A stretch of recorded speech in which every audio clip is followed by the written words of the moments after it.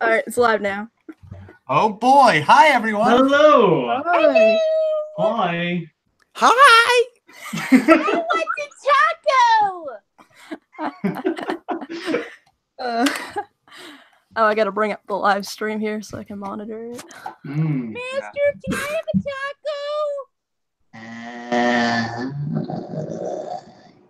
taco? Yes. No. Yeah. Come on, Fine. son. Just give Girl the taco. Fine. All right. Like, fine. Let's do it. Tacos it is. Tacos for everybody. Tacos for everyone. But I can't even eat them. I'm glad I wasn't the only one who noticed that little creaky voice thing Zim does once in a while, like when he's thinking really deep about something that shouldn't take that much thought. Yeah. Yeah. Just kind of comes out naturally, you know? Yeah. Perhaps we should introduce ourselves again since we just. Oh yeah. Oh yeah. Hey, that's an idea. Probably. Yeah. So I'm Novi. I'm the project lead, and I also voice Gaz and some other miscellaneous characters, like Commander Pock. I am Scourge271, and I voice Gur and anybody else that Novi wants me to voice. And she does voice acting for my series on YouTube, Invader Zim themed, of course. I am Stanley Orr. I do the voice of Zim's computer, and the big other one I did recently for this project series was Virus. Yep. Yes, and I also have a failed Invader Zim fan project that I'm trying to scrap together and put out there anyways. Hi, my name is Daydreamer Knight or Daydy Knight, whichever you might call it, and I voice Dim. And I hope you all witness Dim is finally an alien, so I could be proven right. And I'm Shining Cecil, and I do the voice of Zim, as well as some other incidental characters and Security's Benchy from the second dub that we did, and I also did the acapella intro for the comic dubs as well. Hey, Big Head! I got a picture of my Master Fight disguise on. You want it? Ooh, yes, give it to me. I already ate it. What? Cool it. No! Not. God, don't fool our plans. You might get away this time, Zim, but I'll get you back next time. Never, Dave Stink. Never. Improv at its finest. Ha Improv is fun. Yes. And I'm usually terrible at it, so Oh, I yeah. apologize if I take a second. I remember I was taking some improv classes. Oh, it was so embarrassing. I don't know what to say next once my turn was up. Because everyone had to do their own little improv, and it'll be the next, and they had to take whatever tidbit they have, and it'll be a totally different environment. Yeah. I feel your pain. I cheat so bad at improv. Just improv a bunch of insults to yell at Zim because I play Tack in her series, and I just literally went through this list of random insults, and she's like, "That was good improv." I'm like, "I didn't improv anything. I just read a list." You know my secret to improv? I don't do it.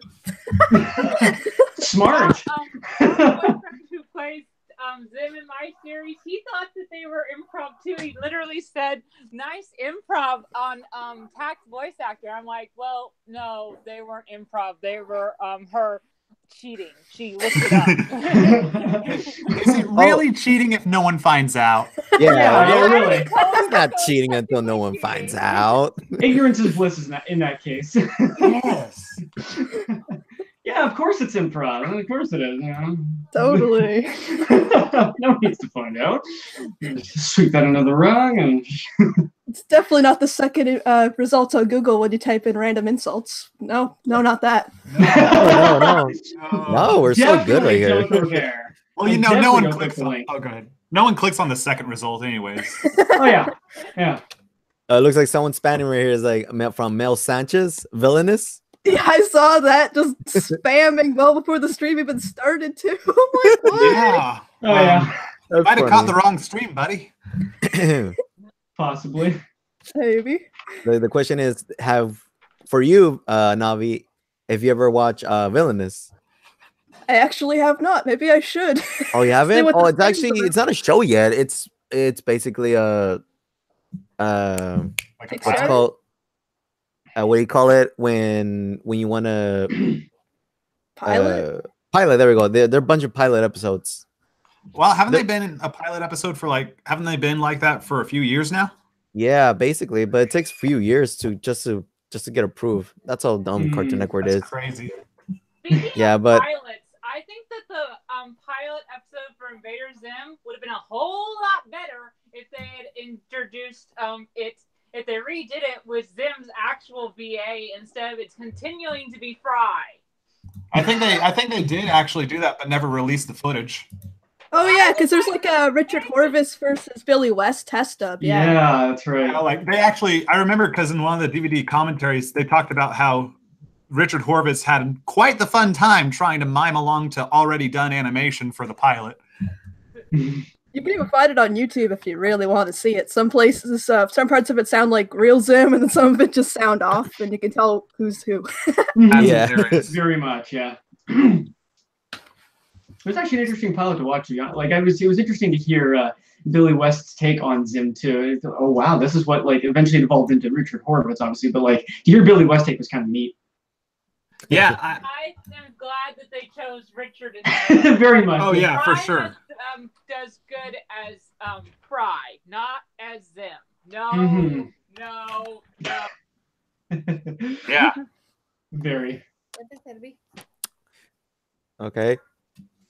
Oh, so maybe we should get the chance to you could watch some Villainous, Navi. They're really good actually. I just love the main villain in the story. Okay, so it's kind of like, I guess, is it like a fan, or not like a fan, but like a independently owned show right now because it hasn't been picked up? Yeah, it's more like of an independent show. There's you have 4 characters. You have the main character, the genius character, an experimental character, which is a bear, and another one that's like a girl that's like she's so in love with the main character. But they're all good. Okay, so it's kind of like a Has Been Hotel in the sense that it's just being like independently released right now. Yeah. I just love the voice of the character. I'm sorry, even though it's so simple, I just love how it just fits so well to it. Have you guys you already seen the pilot, right? The other one? I've seen them, but I mean they weren't really my thing. Something didn't click with me. But I can look, just because I don't like something doesn't mean I can't tell it's good, you know? Oh yeah, no, definitely. Everyone has their own, different tastes of animation favorites. Right. But I can tell it's well put together. Oh yeah. I just love it like welcome to the Villainous and all that stuff. Oh yeah. So is this like some kind of a thing on YouTube or something? I think it's on YouTube. I think that's where Yeah, I it's on saw it. YouTube. It's on YouTube. You can find it on YouTube. Usually there's more episodes, but a lot of them are like in Spanish because that's where it originated. You have closed captioning? Reading Yep. subtitles. There should be, but there's some people that already attempted making it into English stuff. All right, I'll Okay. be right back. I need to go get my lunch. Oh, No okay. worries. It must be another time zone over there because over here it's already 2 that means no lunchtime. Yeah, there's 3 different Yeah. time zones on this call right now. Yeah. I imagine so. Yeah. Like over here, I'm in PST, so it's like 12:41 right now. AM or PM? Oh, PM. Oh, thank goodness. Definitely, definitely not AM. Yeah, I'm very wow. tired. Yeah, exactly. You guys, how you doing? I'm almost. Yeah, I'm on the other coast. I'm on AST. Yeah, you're in Canada. Mhm. Yes. Yeah. Hey. Actually, yeah. Well, we're in Canada. Are you, Navi? Narrow times. Oh God. Okay, I'm in BC. I'm Oh, over the nice. other side. That's funny. I'm not the only Canadian in this project. Hey. Yeah. I'm in the US, so Okay. I've never been to Canada. Would love to go, but I've never been. It's super cool up here, literally. Yes, yes. Going further north does result in that. Cold. Yeah. There's snow on the ground here. Yeah, exactly. Actually, there's no snow over here yet. I'm surprised. Although it's probably going to come later in March or April. Who knows? As it did last year. And that always fun. Oh yeah, exactly. Spring's here, and so is winter. It's What? like that here too sometimes. It's March, and it's like, oh, here's that big snowstorm you've been waiting for. What? Yeah, exactly. Yeah. It's bizarre, but it'll happen, I guess. Although yesterday, when I was at work, because I work at a grocery store, and like the windows that are beside the till registers are like these ginormous windows that we have, so we can see out into the parking lot and like into the mountains in the distance, kind of thing. And there was just like, for I think a solid 10 to 15 minutes, there was just pure hail. It was just a blanket of hail that just came down. So every time one of our automatic doors opened up, you just heard just all over the place. Nice. At first I thought it was, yeah, exactly. It was crazy, but yeah, eventually, thankfully it stopped before I was off because I didn't bring my umbrella with me and I didn't feel like getting pelted that day. So Yeah, I imagine Yeah. that. Hail doesn't sound like a fun thing to be caught in. no, it's definitely not. Oh, So I want to get pummeled on by live snow.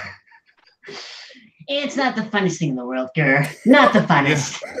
It hurts the skin. Scream. I always imagined what would it be like if Zim stepped outside on a day that just happened to be foggy. How horrific that would be for him. oh yeah. Because it's all water in the air. It's like, oh no. What is this? I What is this wonder mess? what it'd be like. Why they never put snow in the series like once, but he wasn't screaming. I think I'd they like to see him experience a snowball fight with Dib. That I would think- be fun. Yeah, I think they answered. They're like, oh, it's just supposed to be polluted water that hurts him. But then I thought, no, wouldn't every water be polluted in such a terrible, terrible world as Invader Zim? Yeah, no kidding. Especially, yeah. That'd just be the default state of things. Pretty much. Their excuse is just he's wearing glue all the time. I'm like, well, that's just lazy writing. At the very least, they could have him crinkle every time he moves. That would just, yeah. I can't. Just moving everywhere. Just, Hire a guy whose sole purpose is to crinkle paper for the recording. Like every movement Zim makes is the glue cracking. Just hire somebody to come in and eat chips, like crinkle the bag. All to explain a minor inconsistency. Special glue that doesn't crinkle. Yes, that's the answer. yeah. They Basically. definitely did not just have inconsistent writing or anything like that. Just have some definitely not crazy glue on it. It's perfectly fine. Oh gosh, Zim buys crazy glue because he's desperate to get some coating, and he. And his hand stuck together. Oh man, Yeah, that'd be cool. That would be very funny, actually. I love seeing the Invader Zim characters in misery. Well, then you're perfect for writing for them because they seem to always do all kinds of miserable things to the cast. I mean, It's true. Even when Zim won in the wetning episode, he ends up getting his head stuck in the toilet. Yeah, and totally not suffocating because this is a kid's show, and he definitely didn't die, and we just reset it at the end of the next episode. That never happens. Oh my goodness. Wasn't a Space Donkey comic where everyone? Oh, go ahead. Canceled. I didn't hear that. It same. didn't come through all the way. I said, and we wonder why the show got canceled. Because it's violent. Yeah. I think it also had to do with Nick shuffling it around and not knowing where to put it on the schedule. Mm. And then they blamed it for not having high ratings. Like, well, you didn't give it a chance to sit in one place. Yeah, I mean, 27 episodes is like, I mean, could have had a few more. Yes. Definitely. I mean, they had scripts written for those few more, and we got audio for those few more. So I think Nickelodeon is just mean. Yeah. It's almost like they only care about money, but that would never be the case. Yeah. No, The code has been cracked. Wow, all this time and no one's ever thought of that. I gotta rewatch the series. Actually, I haven't seen it in quite some time. I feel bad. Yeah, I wore it out. That's the I have to like take a long break before watching it because I've actually worn out the episodes for myself. Mm. And that's always a bummer. Of the series, when I started like redrawing a bunch of my chapters. So yeah, I've had a marathon recently. So that was fun. I think it was like at the beginning of of last semester, right before it started, I had that marathon. Yeah. Mm-hmm. There's I worry about watching it too much though, because it did actually wear out for me, and I found myself just like not being entertained by it at all. Well, because you kind of I've seen it 50 times already. You know exactly what's going to happen, kind of thing. You're like, oh yeah, this thing's coming up. Okay, cool. Yep, moving on to the next scene. Oh yeah, moving on to the next scene. Oh, the episode's done. Cool, moving on to the next episode. That's how it felt after a while, and then you get into I don't know if here. Quick question, because you guys are all Invader Zim fans, right? Right. Mm-hmm. I don't know if it's just me, but I feel like the writing quality dipped in the second half of the show, but the animation quality went right up. Did anyone else pick up on that? Yeah. Okay. Yeah, I'll be honest. I'm not a very good judge of that sort of thing, so I just kind of enjoyed it all the way through. But I mean, if that was the case, then it was just like, oh, okay, yeah. I don't think that was accurate because I really loved the next episodes that came towards the end, especially like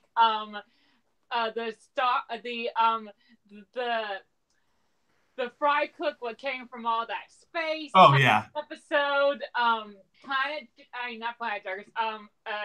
Backseat Drivers. Christie's episode. I can't remember the name. Backseat Drivers from Beyond the Stars. Exactly, Backseat Drivers. Yeah. All those episodes are like one of my favorites. So no, I don't see it getting worse with age, but I can definitely see that the animation got better. The animation did, but I was being like, after Backseat Drivers, I felt like the writing quality started going down, except for like once in a while you'd get a really good episode, like Fry Cook episode. But like I think the worst one might have been Gaz, Taster of Pork. No, I didn't like that episode, but I think there's a simple explanation for why that one wasn't that great. Zim only had one scene, and it was very brief.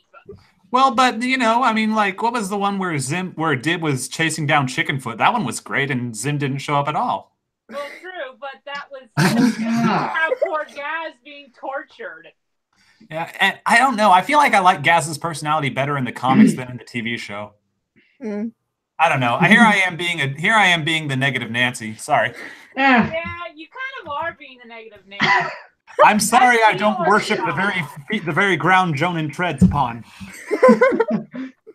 We take that back. Joan is our Lord and Savior. I'm going to go get some coffee. I'll be right back. Hey, man. Get that Java.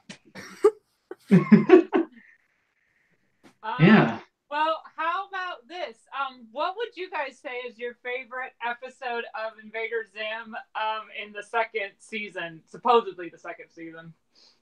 Oh, God. The Soul Stealer just because of that. What? Zim! What? Zim! What? Zim! Literally the only reason. I loved that episode too, but I think I'm going to go with Tack, the hideous new girl, because it brought in fruition one of my favorite things that's in my series, which is the Div and Gretchen pairing. But that's not season 2. That's season 1. It was? Well, yes, it was. Season 2 starts. Season 2 is after Backseat Drivers from Beyond the Stars. I think that's the first episode. Okay, then I'm going to pick Backseat Drivers then. Oh, man.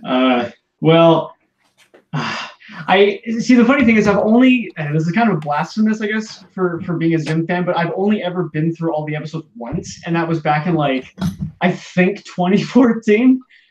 It's been a long time, so I barely remember a lot of the stuff that I watch. I'm just trying to think of any particular scene or moment that I would have liked, but from the second season, I can't think of anything that stands out. But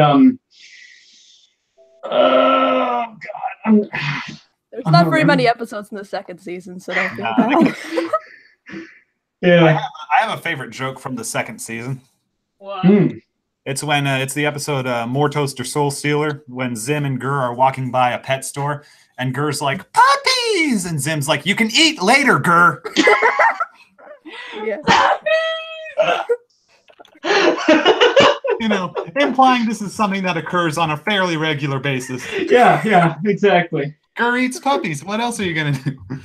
Well, he's dressed up as a puppy, which is the perfect disguise for the puppies to come close to him and then he eats them. So, Gur is secretly an apex predator. Yeah. Well, I think that Gur would basically eat anything, so that's frankly obvious. So Oh, yeah, right? Mm-hmm. If he got big enough, he'd just eat the world. If he was big enough. Yeah, I think one of my favorite, I don't know if I call it a joke, but maybe just more so a gag, is, I don't even know what episode it would be from, but Gur is like in his little green dog getup thing on the couch, and he's like drinking a Slurpee or something like that, and he keeps like, his face keeps like sucking into the straw. That's right. I thought that was kind of funny. And you're like, you keep thinking it's going to stop. Yeah, Nano, was that Nano Zim? Yeah, because he left the door open and Dib walked in later. Yeah, I had to study that episode, so that's how I know. Yeah, I'm back. Oh, you're back. Oh, yeah. That was good visual humor, though. It was. I mean, you see Gur's face go in and in and in, and you keep thinking it's going to stop, but it gets worse and worse. Oh, you're talking about that one episode when he drinks that Slurpee? Yes. Yeah. You were even away from the conversation, and you knew exactly what we were talking about. Nah, I was actually spying you guys, so. Oh, It's like, ding! Oh, I know exactly what that is. Kind of, but I do know like the Slurpee one. Oh fuck, that was so funny. They're like The sound effect is just part of what made it just so funny because. Hey, Scourge, do you think you could do that for us real quick?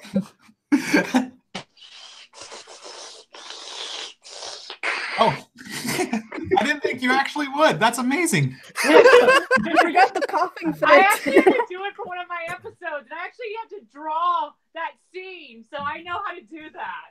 Oh, good. You've had some practice. Okay, there you go.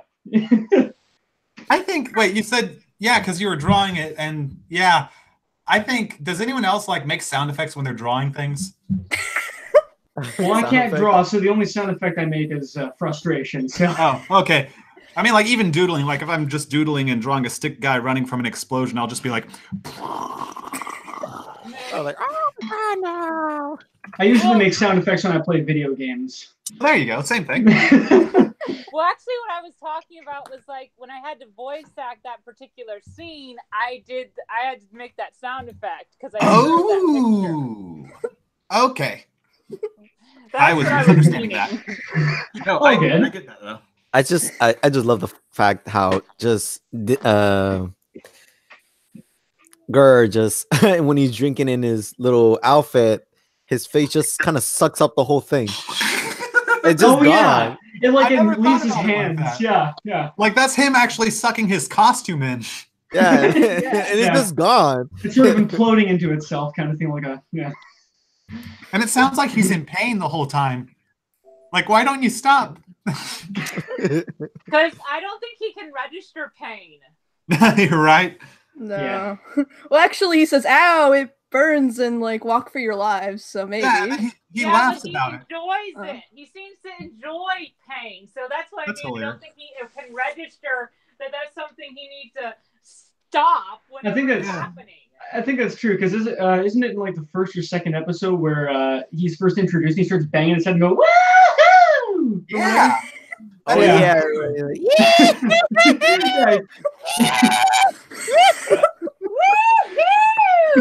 Yeah. And he just doesn't shut up. Basically, yeah. Like, shut up. I think my favorite thing that Jonan's ever said in a quote is like someone asked him which of his characters from Invader Zim he'd like to sit down and have a meal with. He said none of them. Oh yeah, can you Not even imagine a how pizza? annoying that they could be? Yeah.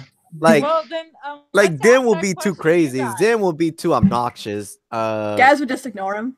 Jazz, yeah, she would just plainly ignore us, if not intimidate us. And Div, he would just straight out be annoying. That's it. Yeah, he No, wouldn't. I think that having a conversation with Div would be interesting. Oh yeah, well yeah, kind of. If you're like we really got into his it, but most if he's recent trying to convince you that paranormal they're real, What'd you say, Scourge?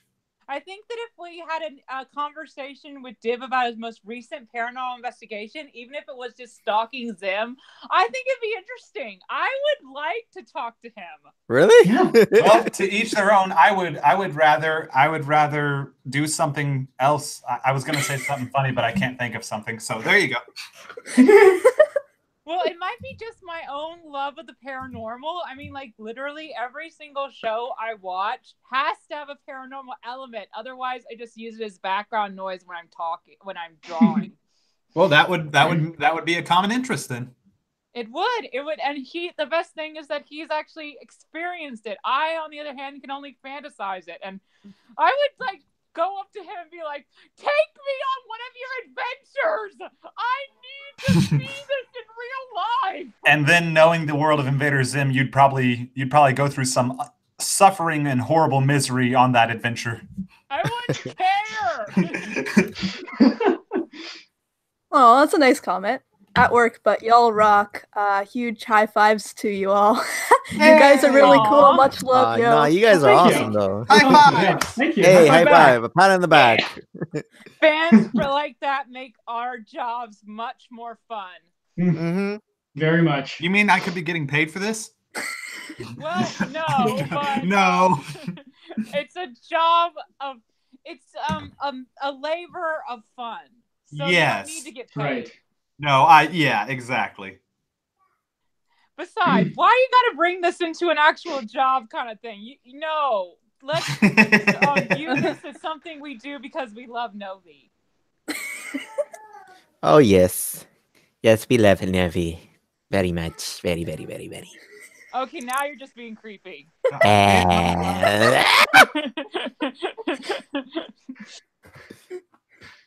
comment.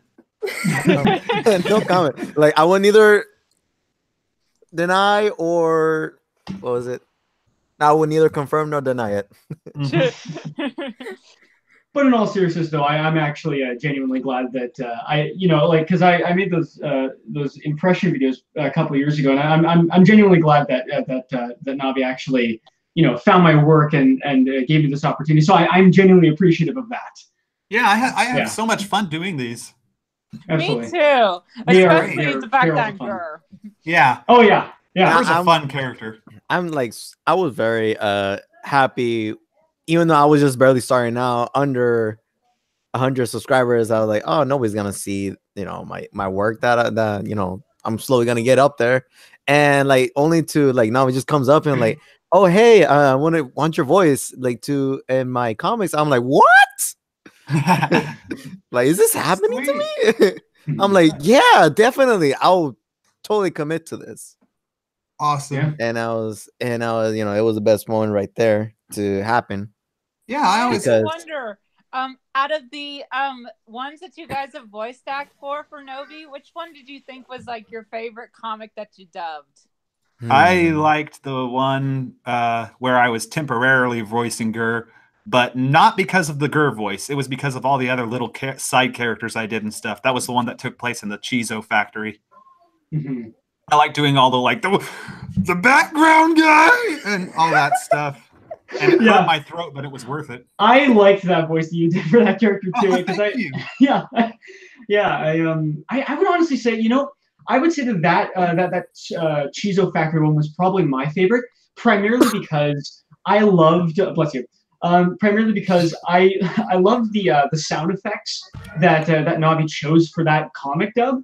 because like Yeah. I listened to it in my headphones and hearing the like the fight that Zim has with Gur when he's like trying to help him and like pass me the Yeah. squidulator and like that sort of thing, and you just hear like Yeah, that was so like, cool. I loved that so much. I get I would get goosebumps and shivers every time I saw that part because I was like, oh my god, this was well done. Like, how can you translate slow motion from a series of still images? Well, like that. Well, basically, that funny story about that one. I just found a laser effect, and it's actually got slower and slower and slower, and that inspired that whole thing. Well, that was is an clever. excellent choice. That was yeah. genuinely though, because like as Stanley said, like it was still images that you turn into like an action scene like that, and literally that's how you did it, kind of thing. And it just, I don't know, it just the first time it really gripped me, and then like afterwards, I would wait till that part and just be like, oh, here it comes, you know. Like, oh, that's so cool, you know. And then they're both just like on the ground, like, oh my goodness, like. You don't watch it to see how your voice blends with the others and stuff. No, it's that sound effect. I mean, don't get me wrong. Like I love actually. Although to move off of that as well, I loved our duel we had in I think it was the last comic that we did, where you're Virus and I'm Zim, where we're like the furniture. I love that. The grunting and stuff. I like just sat down for like a minute straight and just recorded various. Oh yeah, exactly. Oh yeah. Yeah. I still have a clip of voice I need to finish from Div, and it's like an hour long. And it's just me doing. Oh, yeah, God. it's an hour long because I made so many mistakes, and also the fact that I need to do like different types of like you know, saying like stop. Oh, okay. I thought you meant like this one line like lasted for an hour. Oh no, I mean like a whole what bunch of stuff lines. has Novi got you into? Well, from my down to my grave. I'm a tyrant. What can I say? Oh hey, someone in the comment section said from Bash Starwin saying to us, "I work, but y'all rock. Huge high five ups to top. You guys are really cool. Much love, yo, Vash Starwin." Thank you so much. Thank you so I think much. you were gone when we read that one. Yeah, I read that. Yeah. But once again, high fives. Yeah, Yeah. very much, absolutely. High five, man. Or gal, whichever. And oh, there's another one that says Brandon Heaton. When you guys think a new trailer for Enter the Florpus? That's the coming. name. That's the name of the Invader Zim thing. I think it's probably going to come like a month or two before the actual release. Which would mean it'd be a long time from now, unfortunately, because I think Enter the Florpus is set to come out sometime in the summer, and now we're all like sad. So thank you for the comment. Oh, someone commented on my Twitter and said it's supposed to come out in the spring, and I looked at the official Invader Zim Wikipedia page, and it said the same thing. So Okay. spring. Might not be It's too better long. than waiting all the way to the summer. That'd be a great spring break thing. Oh my gosh, I had a thought, and it's not a good thought, but now I'm thinking, what if Zim went to spring break? Oh. Well, he'd just be doing what he usually does when he's not at school, I guess. Yeah, probably just making pieces of machinery and trying to destroy places with giant robots and yelling at Gur constantly about eating tacos. And if Dib didn't get involved, I'm sure his plans would fail anyways. Oh yeah, definitely. Oh, like anywhere where Div go, I mean anywhere where Zim goes, Div will follow. yeah, basically. Creepily. I think that maybe if Dip wasn't around, he could have conquered the planet. I mean, I think so, and I'm just gonna stick with that theory because I like Zim, and I don't think he's a total idiot. Thank you. Much appreciated. I would never call him an idiot. I just think he tends to be very, very short-sighted. Oh, I was thinking overzealous. I was thinking overzealous, but that could work too. Oh, okay. I was thinking that he's very impulsive. Yeah, there you go. There's a good word. Why you think you're That's because you are, Zim. Quiet. Like, I think that if he has a conscience in his mind that tells him what to do and what not to do, he ignores it. Yeah, probably. You're assuming Urkins have that at all. That's okay. Oh, do you remember this one episode where they had to put Zim in some kind of I believe it was a scouting area, and they were all betting like, who's gonna win this first round, and they were all betting on against Zim. Episode. Yeah, Hobo this, 13. yeah, and then they had this one of their invaders like who's a janitor, and he's so poor he couldn't afford anything. And, like you're the one who's gonna go bet for Zim. Yeah, and he's like 15 million monies or something. Yeah, he got so Silverstone damn Bob rich. in the Hobo 13. Yeah, feel like I'm in a trivia contest. Yeah, right. That's basically what this if any is. one of us were in a trivia contest of Invader Zim base, we'd win because we're that big of fans. I wouldn't carry the team though, so don't rely on me. Oh, yeah, I think I could answer a decent amount. It only sucked away like 5 years of my life. I only watched every episode 50 times. Yeah. I could literally recite the whole episode, some of the episodes from memory. I did that Wow. really bored, and I recited the whole second Harry Potter movie from start to finish. Dang. Oh my god. Dang. That's really good, actually. I did the same thing years ago. I think I was I would have been in middle school, like 6th or 7th grade, and there was like 2 SpongeBob episodes that I watched religiously. One of them was, I think it's the one where it's like the sweet, sweet victory, yeah. Oh yeah. And the other one was the one where Patrick and SpongeBob are in the box with doing the whole imagination thing, and Squidward's just doing the sound effects. And I exactly. And I watched those 2 so like crazy. And I remember having a sleepover with a buddy of mine, and I literally just right there, like, just recited the entire thing to him as he just watched me do it. I'm like, all right, that was the whole episode. Right there. Oh, what do you think? Yeah, exactly. Yeah. So I had to resist the urge to do that with a few things that I don't remember what, just like a few episodes of cartoons and stuff. But I knew that it would, anytime I got the impulse to do it, it was not in like the appropriate situation, like at the middle of waiting in an elevator or something. That's literally me with Green Adventures of Billy and Mandy. I'll just want to recite like different parts of it. I think that was one of my favorite shows to watch. I think that if anybody got stuck in an elevator with all the Invader Zim cast members, they would go mad within minutes.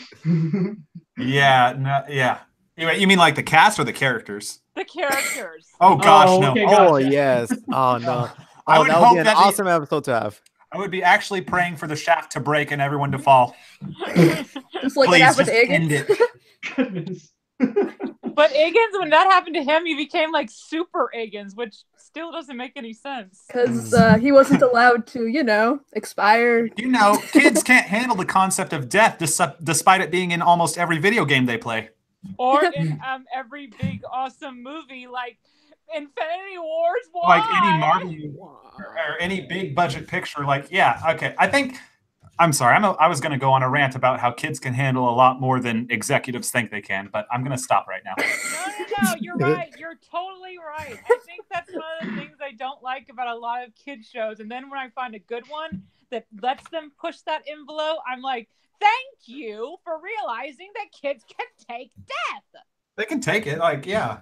As long as it's not too. I think the only episode that might have pushed it a little was Dark Harvest. Oh yeah. God. But I was still okay with that. It's just like, wow. That episode. I was creeped out, and I was like 18 when I watched that. I might have been 12. I don't remember. Oh my. It was awesome.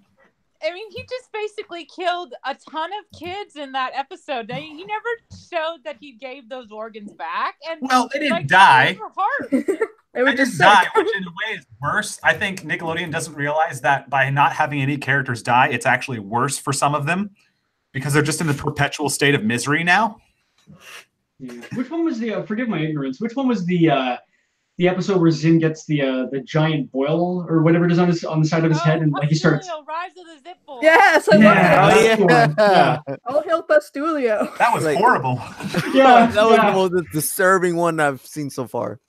Really, it's my favorite one. I especially hated the ending when it just broke and went everywhere. That's part. Yeah, that's the second time Zim's gotten himself everywhere. The other one was the career day episode. Yeah. That episode, the Rise of the Zit thing, that was like the only episode I've ever watched so I could understand Div's voice. Because Wow. he had like more dialogue back then. Yes. Yeah. I think the most disturbing one for me is probably the head lice one, because I actually did have head lice as a kid, so I man. just would like whenever watching it, I'd be scratching my head Oh, subconsciously, no. going Oh, like, yeah. "Oh god." Or Like, just their This is head happening is- to me right now. Stop Goodness. that. I actually have my head itching right now. like, Yeah. head lice. Just that imagery. It's like, oh my god, it feels like Thankfully, 50 I am ants on my doing head. something that prevents me from doing that. Oh, good. Good. Like I'm literally coloring my scenes for my future episodes, so I can't do it. Yeah. Just keep your mind off it, right? Yeah.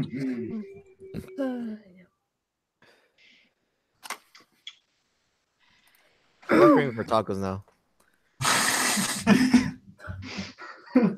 make sure Gur doesn't steal them. Yeah. Yeah, right.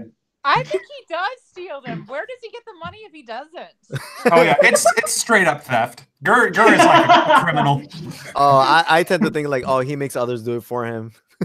Is how like, you know, how cute he is, and he goes through so many raves and parties, and they drop him off to the house. You remember that episode Oh yeah. Yeah. about like Yeah. the germs and stuff? Is like, Well, they do. hey. Like he had a soda even. I think yeah, No, people that just was buy germs. him stuff. No, wait, no, it was Attack. Oh wait, Saucer Attack of the Morons. Saucer Morons, right? Yeah.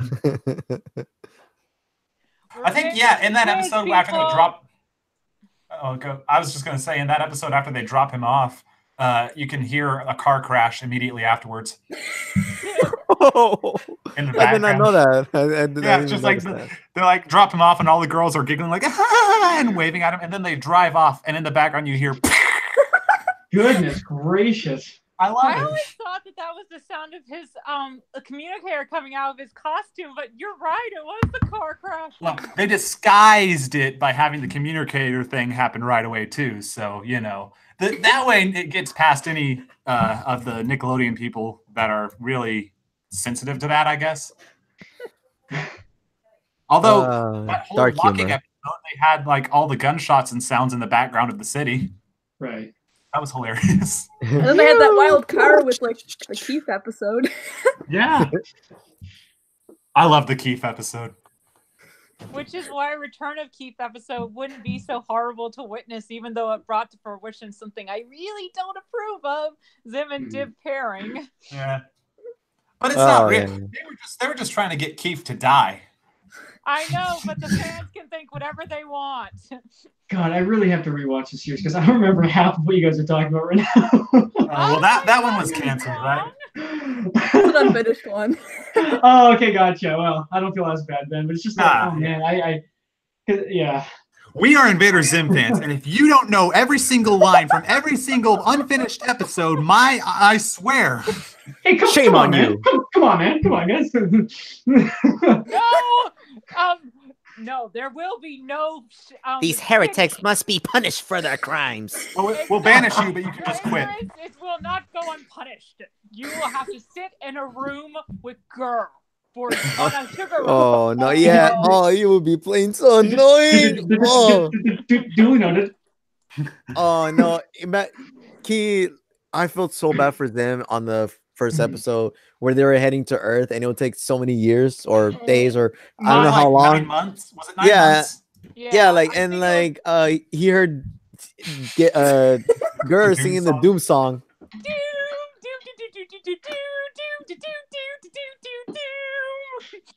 Oh my god, I felt and Sam was just like like so out of it. He's like He was kicking actually about everywhere. to strangle Gur before the computer interrupted. Yeah. I mean, not like that would. I always thought, well, what would that do? He's a robot. Yeah. Well, Yeah. he's a different kind of robot. If anything, Burr reminds me of like a he's like a Terminator robot. Although instead of killing you, he will annoy you to death. Oh Yeah. yeah. Yeah, very much. He'll just make you wish he would kill you.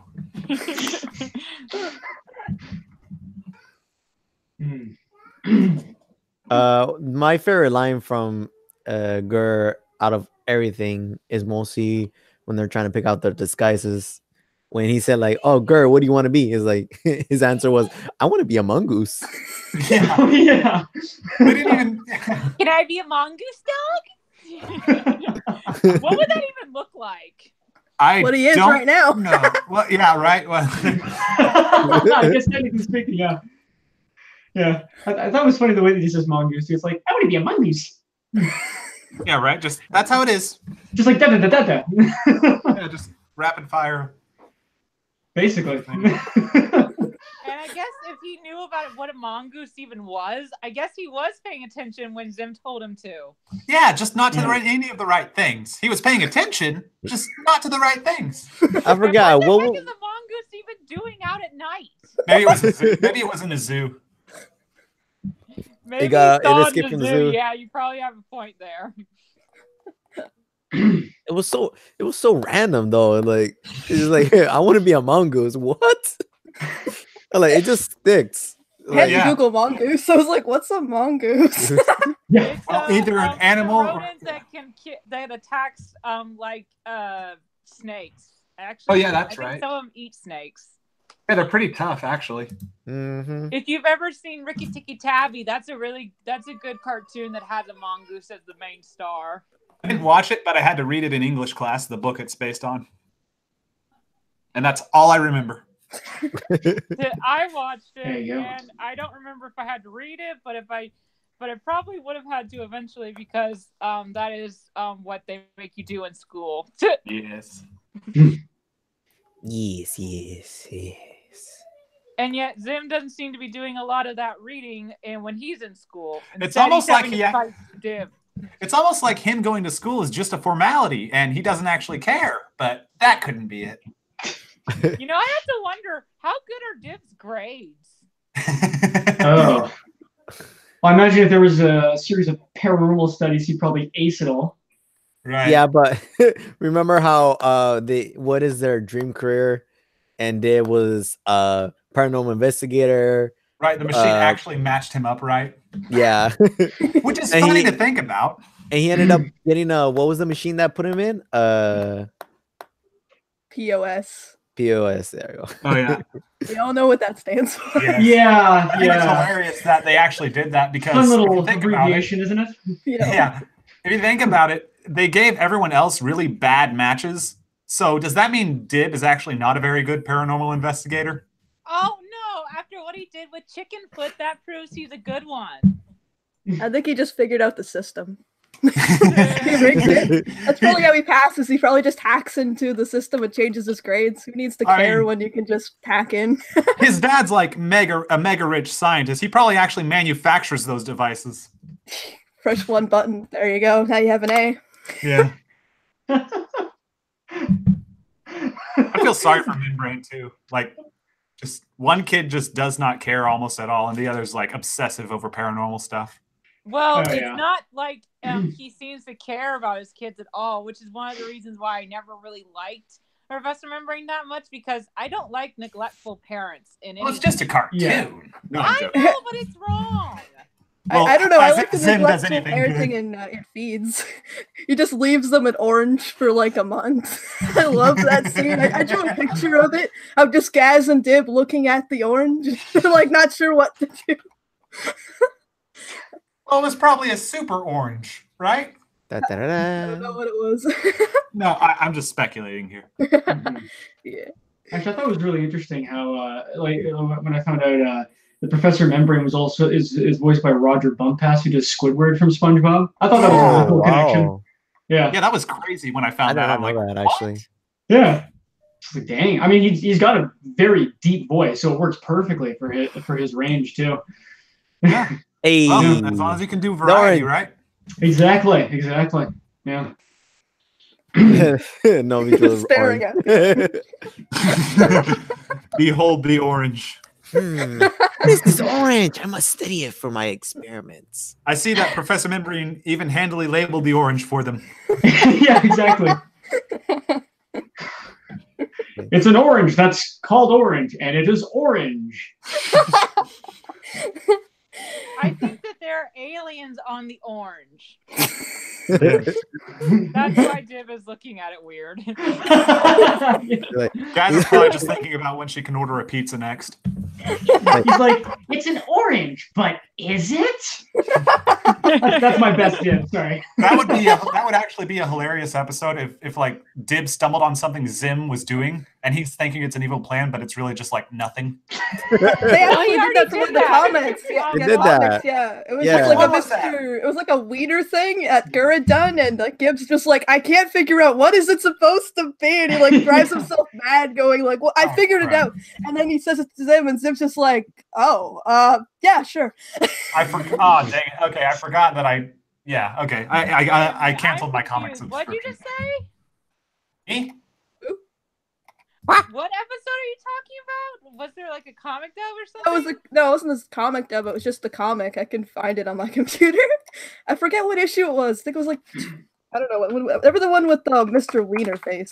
All I remember is the thing. I don't know what the comic's called though. Man. Well, I think Oh, issue that one 33. of- Okay. I think that one of my favorite episodes that Zim actually really could have had a chance of winning until it went bad was, I really liked the pee-pee one. Ultra peepee. Yes. That's the one I was thinking. That's what I was thinking of earlier when like they had the card at the end that said, "Don't worry, no one died in the making of this. No cartoon characters were harmed in this." And I'm thinking, well, if they're not dead, then that's just even worse. They're all squished on the ground and splotches and stuff. And one of the guys got eaten. He's still alive, stuck in there forever. Well, they just said that he like got passed later on in the commentary. Like Invader Zim is the only series I actually listened to it with the commentary later on. I like in the commentary they were pointing out everyone who died also. They're like, oh, yep, that guy's dead. Why is it flashing? Oh, there. Like, oh, he died. Yep, that guy's dead too. Well, if they were trying to prevent people from being getting cartoons that are violent, then what's their excuse for Avatar? Like, why can't I figure We this don't out, talk Jazz? about- Look at we these don't talk wieners. about- They're taunting me, judging me. What are their secrets? The sinister plans of ulterior purpose. What are they for? They're just wieners. No, don't you see? They're going to make millions of them, millions hymns. Terrible brainchild disturbs into every moment of America. There has to be something evil. They can't just be wieners. I like wieners. The answer's there somewhere. I have to find it, and I won't be back until I do. You don't have to come back either way. I like the wieners. After the tacos. But I want wieners more than tacos. Fine, girl, have the wieners then. No, I want the tacos. Yeah, that sounds about right. Yeah, exactly. There you go. True to character form. Yeah. There you go, peeps. Live performance for you on the stage. Bravo, bravo. Bravo, bravo. That is the ugliest hot dog I've ever seen. Yo. The face. Tell me about it. The eye just goes out. Yeah.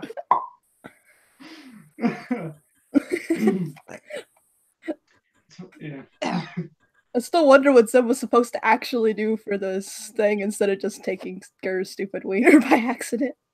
I never actually mentioned what he's supposed to take. They just kind of showed the wiener there, and it was just literally create a product that you want 1 million to be distributed to all of America, and that was the whole assignment. But I don't know what Zim actually made. Did he have anything in mind? Apparently he did, but then Gur got in the way and ended up. Oh man. That's it. When is I mean, Gur never not in the way? And Gur goes crazy and stuff when he came to the only logical conclusion that is Zim is the biggest problem. True, but then you have to remember that at the very end he also became a problem at the beginning of the episode too. Exactly. Instead of harvesting the filthy cow monsters, as Zim called it, he was playing with them. Right. I like how the fact that the only time Gur worked correctly was when he was, and it ended up with him trying to eliminate Zim. It just proves how much defective Gur is, and it seems like Gur is even more defective than Zim is. Zim just heard me insult him like that. What was that? Sorry, I wasn't listening. What? I'm saying that you're defective. Good. Because I'm not. I am Sam.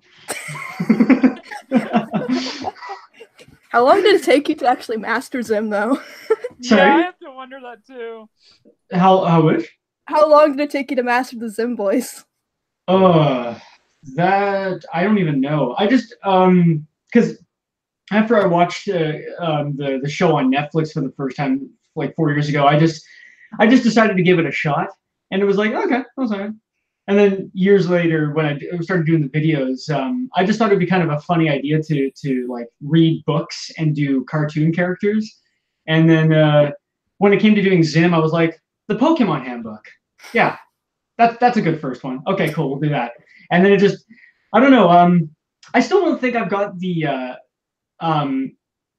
full mesh of it, I guess. But I've religiously watched like Richard Horowitz's videos and whatnot. I don't know. I just kind of have fun with it. I don't know if I've necessarily mastered it. I've mastered having fun with it. I wonder if Richard Horvitz had fun playing Zim. Like, besides the fact that every time he played him, he probably had like serious voice problems. I remember at some point in the commentary they mentioned he had to like go every other day voice acting and like take a break, a day-long break every time instead of going day by day and after day after day, like with different lines and stuff. Like he had to actually take breaks voice acting Zim. Yeah, I heard that when he did Grim Adventures, he was accused of smoking because his voice was so shot. Well, yeah, because he I think he was doing a like a Q&A thing, just in like a room with a bunch of people that were asking him questions, and he mentioned, oh, what did he say? It was like he mentioned because he was doing like Zim and Grim Adventures at the same time. So I think he said it was like so the mornings I would just be going and then in the afternoons I'd be going and then that would be how he would do it. And then the nights, yeah, exactly.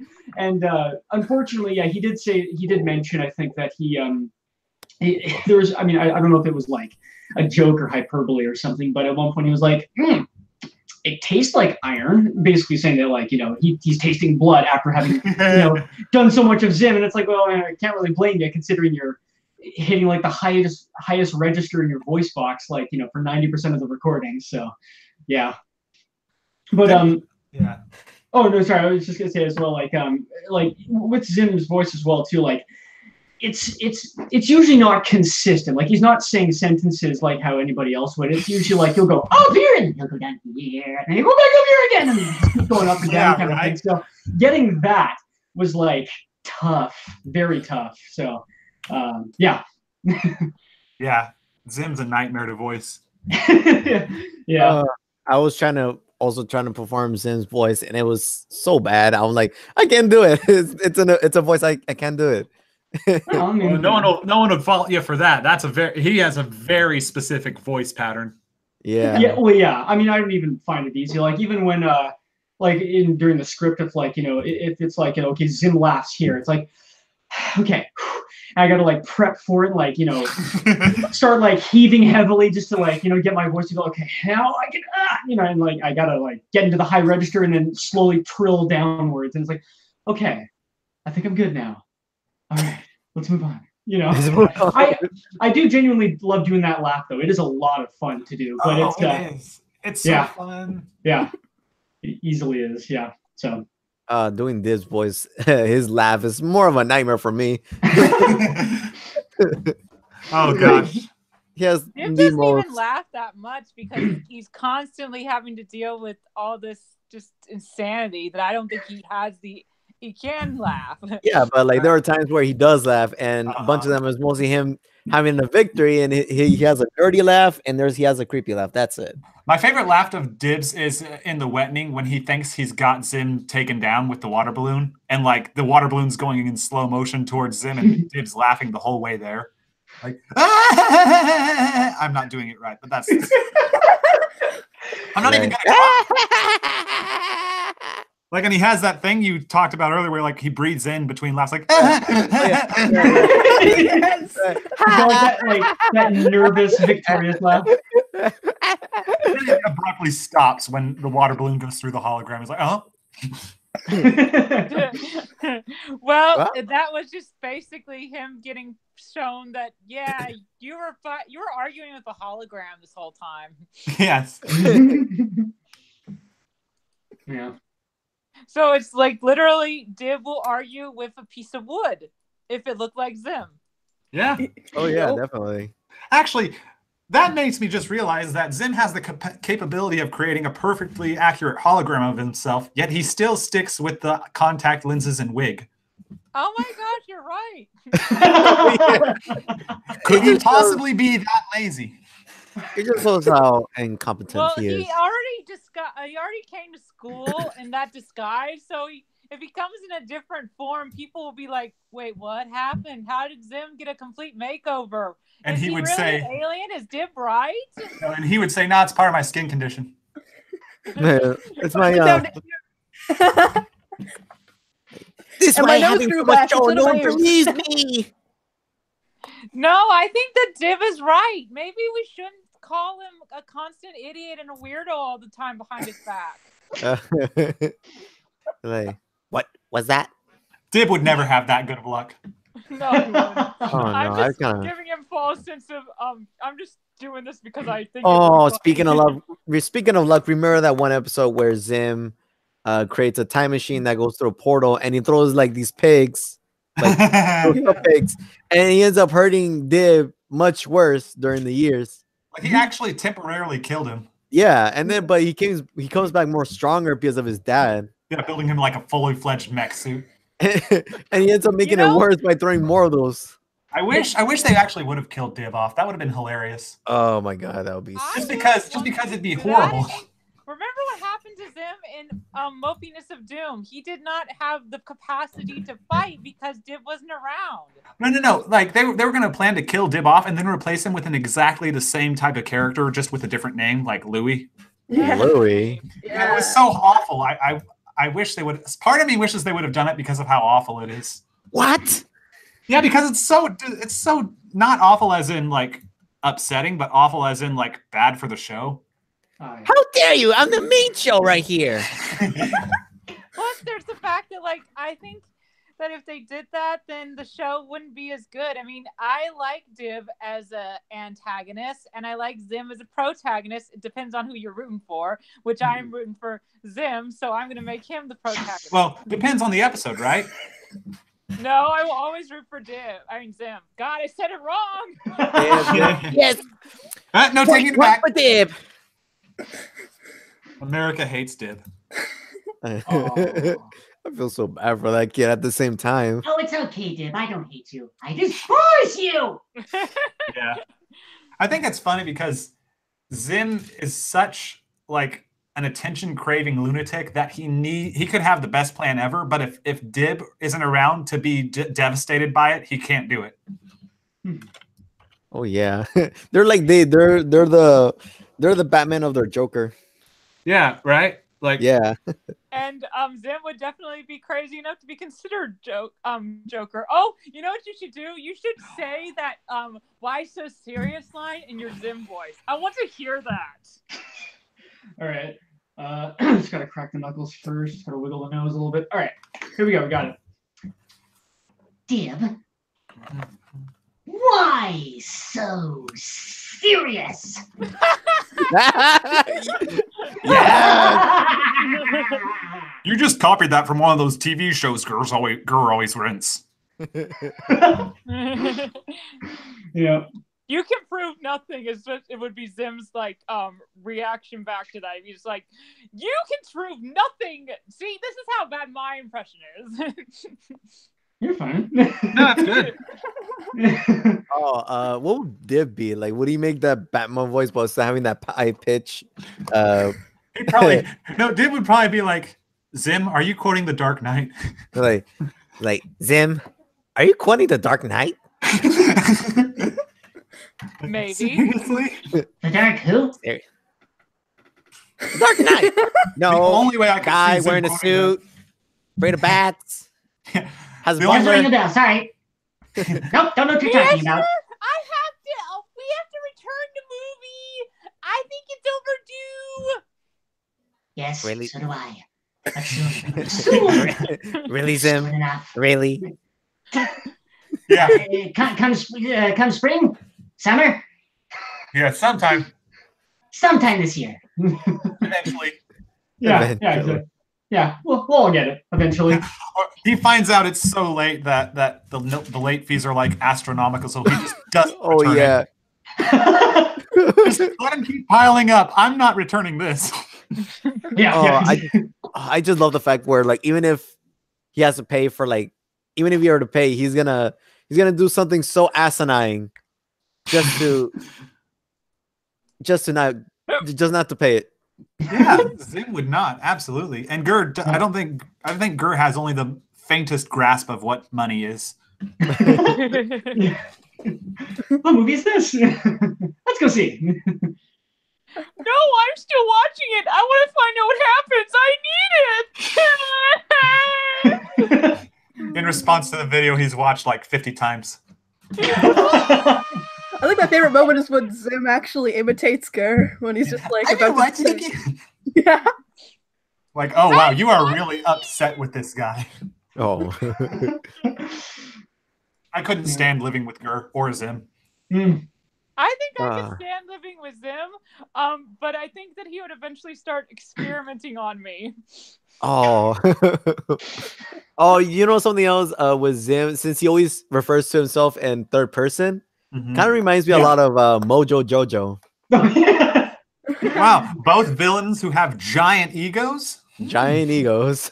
Yeah, Well, I have to wonder, which Powerpuff Girl would that make Div most like then? I don't watch enough to. I don't know.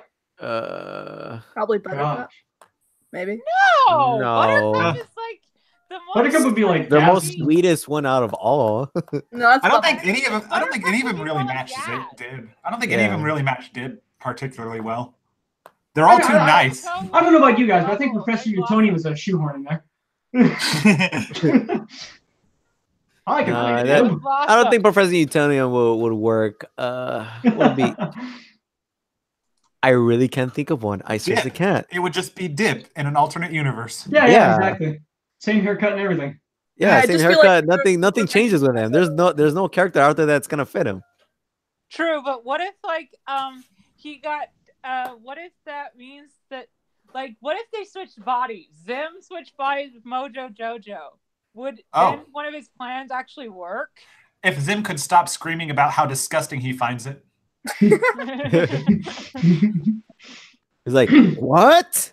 And why am I in this Why am I- managing monkey suit? Earth Beast or whatever he would Like call it. Earth Beast. I think that Gur would be so happy. He would hug Zim.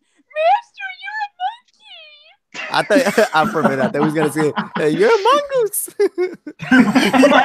He would say, Master, you're a mongoose. No, he knows what a monkey is. He loves the Angry Monkey Show. I know, but that's exact. But Gur gets things. He would get things mixed up so much.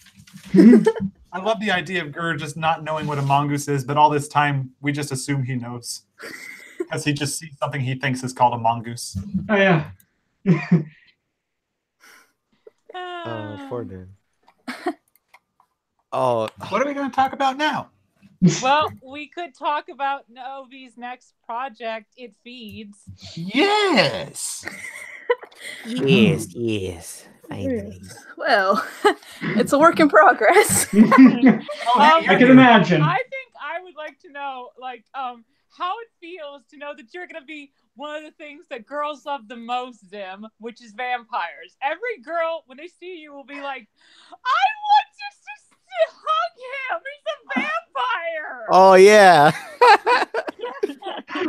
I guess that was kind of a thing. I like. Oh, Sam, take me with it. Take me away. Oh. Waiter. The mysterious waiter for like the rough concept art for him. It's actually a cross between Jake Long's grandfather and Professor Pepper. Oh, That's why the cloak's there. Yeah. Oh, okay. Oh, that's you know cool. what? I actually thought that was Zim's dad. I mean Dib's dad. Professor Membrane, yeah. Yeah, It's like a Professor cross between the Membrane. two. And then that's Yeah. Oh, Montessori. Okay, yeah. You know, it's just occurring to me that I have not read the summary for that canceled episode. It's just literally Zim feeds on noodles. Like he Okay, just turned into a vampire. They didn't have and he feeds- anything. They Eats a didn't bunch have of anything food. more than that. A vampire eating noodle freak. Pretty Yeah, much. basically. Did they like have it? Pretty much. Oh, okay. Well, okay, Yeah. then good, because I'm a little out of the loop. I I actually do know- wonder, would he The sparkle? umbrella. That's like a really important part. I always carry autonomy. Yes. I love like how he just looks so like, oh, umbrella. I love it. He's just got that look of amazement on his face. I like how the fact they're like Italian, but at the same time they're trying to put an accent of a vampire in it. Like Yeah. I'm a vampire, blah blah blah. Yeah. I don't Yeah. say blah blah blah. Blah blah blah. See. Oh, what's that from? That's weird. That's from Hotel Transylvania. Oh, okay, gotcha. See, the funny thing is, I never saw hey, the neat. film, but I've heard other people quote it before, and I thought it was kind of funny. Hey, so you do stick figures for roughs, and then you add in the characters after. That's cool. Pretty much, yeah, because That's good, yeah. it takes so much work to call the characters, so a lot of times I'll just draw my weird version of Dib. Gaz always looks good, but like Dib always looks weird in my sketches. I don't know why. I have that And then- problem. It looks good to me though. I think it's the hair. I have a hard time drawing Gaz whenever I draw, so I avoid her like the plague. Really, I find Gaz is easy. I just find Dib is hard for me for some reason. And another thing that's weird is when I do the stick figures, His neck. they always look like super emotional, and then when I finally do the characters, they don't look as emotional. It kind of like Right. balances it out. It's weird, and You know then what's- looks like And the that. final stuff. Yeah. Hey, that looks good. Hey, has anyone else noticed that Gaz's hair looks like teeth? Yes, I Yeah. have. Yeah, you know what's funny is I was just gonna say I've always thought that Gaz's hair kind of looks like one of those like short like staplers or hole puncher things. Oh You know what I'm yeah, talking yeah, about? yeah. Exactly. That's what so yeah, basically teeth. Yeah, exactly. Or what staple removers? Is that what they're called? Oh, maybe. Yeah, I've that's seen- what I've thought her of hair that. looks like. Yeah. And you know, some people are under the impression that Gaz and Div aren't really Professor Membrane's kids; they're his clones. And I'm like, no, I don't like that logic. Well, it was from an unplanned, unfinished episode concept they were throwing around before the show got canceled. I don't remember what episode it was, but it was in the notes for one of the unfinished episodes, and I've forgotten which one. Oh, dang. And I don't even know how they would do that. They'd probably turn it into a joke somehow. And how can you clone? If you're trying to clone yourself, how do you get a girl and you're a guy? That doesn't make sense. Just tinker with the DNA. I guess so. But just I'm just saying. Weird. I like the idea of Dib and Gaz being lab experiments, but Gaz having known all this time and just not bothering to tell Dib. Oh yeah. She wouldn't tell I him could see anything. that. She's just Like, oh, you didn't know that? That's weird. Yeah, exactly. Like what? I've known this whole time. What are you talking about? Dib having an existential crisis, Gaz just not caring at all. Don't lie to me, Who Gaz. cares? This was a weird one to Mamma draw. 'cause mia, it's just serio. meant to be classic. Saperici. Speaking of like stuff to talk about, are there any like questions from the fans on our podcast? Mostly just spam from what I noticed. Like it was just I don't see anybody. Oh, making I any love more that comments. Charlie Brown invasion thing. That's That's cool. cool. That's super cool. I think it's Yeah. mostly this is going to be for the archive audience. yeah. mostly. It was just a question. Charlie Brown.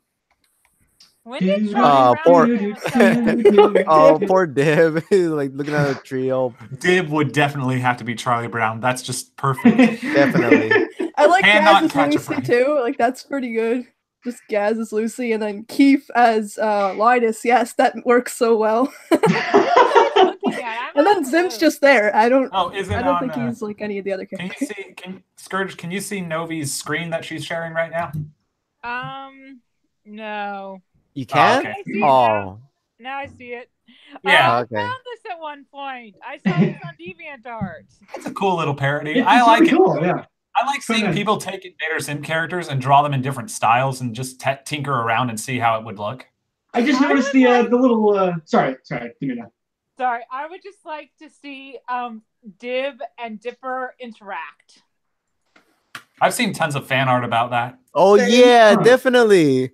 I always like doing that. Or not? Sorry. I was gonna plan on doing a comic if I could find one about Dib and Dipper just interacting with each other. How about paranormals? The paranormal. I think my favorite one is Zim as Bill Cipher. I wonder if Bill as Cypher and Zim would make a good, like, evil pair up, like a good evil team together. Oh no, I have never watched Gravity Falls, so I'm going to take this chance to use the restroom real quick. Run away! And away I go. Away I go. Off to the restroom. Yeah. Wow, dude, that's sad. Because it's like the Disney version of Invader Zim. They literally have a character named after Dib. I've actually never seen Gravity Falls myself, to be honest with you. Why are you so ignorant? Why are you alive? I didn't say that. I'm not that mean. Oh look, it's an older version of him then. Dang. I was like, he's an alien. Dipper and Dib seem to be the same age. Yeah, but they're accepting the fact that Invader Zim was produced way before Gravity Falls, because Gravity Falls was, I think it came out in 2012, so about 10 years later. Let's see, like, but he's an alien. It's like you remind me of when I was almost your age. You see, back then I used to be an enthusiastic paranormal investigator. My father, Professor Membrane, always thought I was only following nothing but mere fairy tales. He was always right, until the day I met him.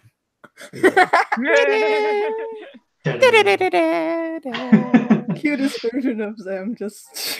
It's like so innocent. I just can't really see him as an alien then. I just see him like a poor kid that has skin condition. He's just like, yeah. There's like, Dib, how can you call him an alien? I guess old kid's an alien too. How's it going? Is that the only one? No, there was also Pig Boy. Hey, you watch what you say about Pig Boy. Oh yeah, okay, He actually was an alien, got abducted by aliens and ran away.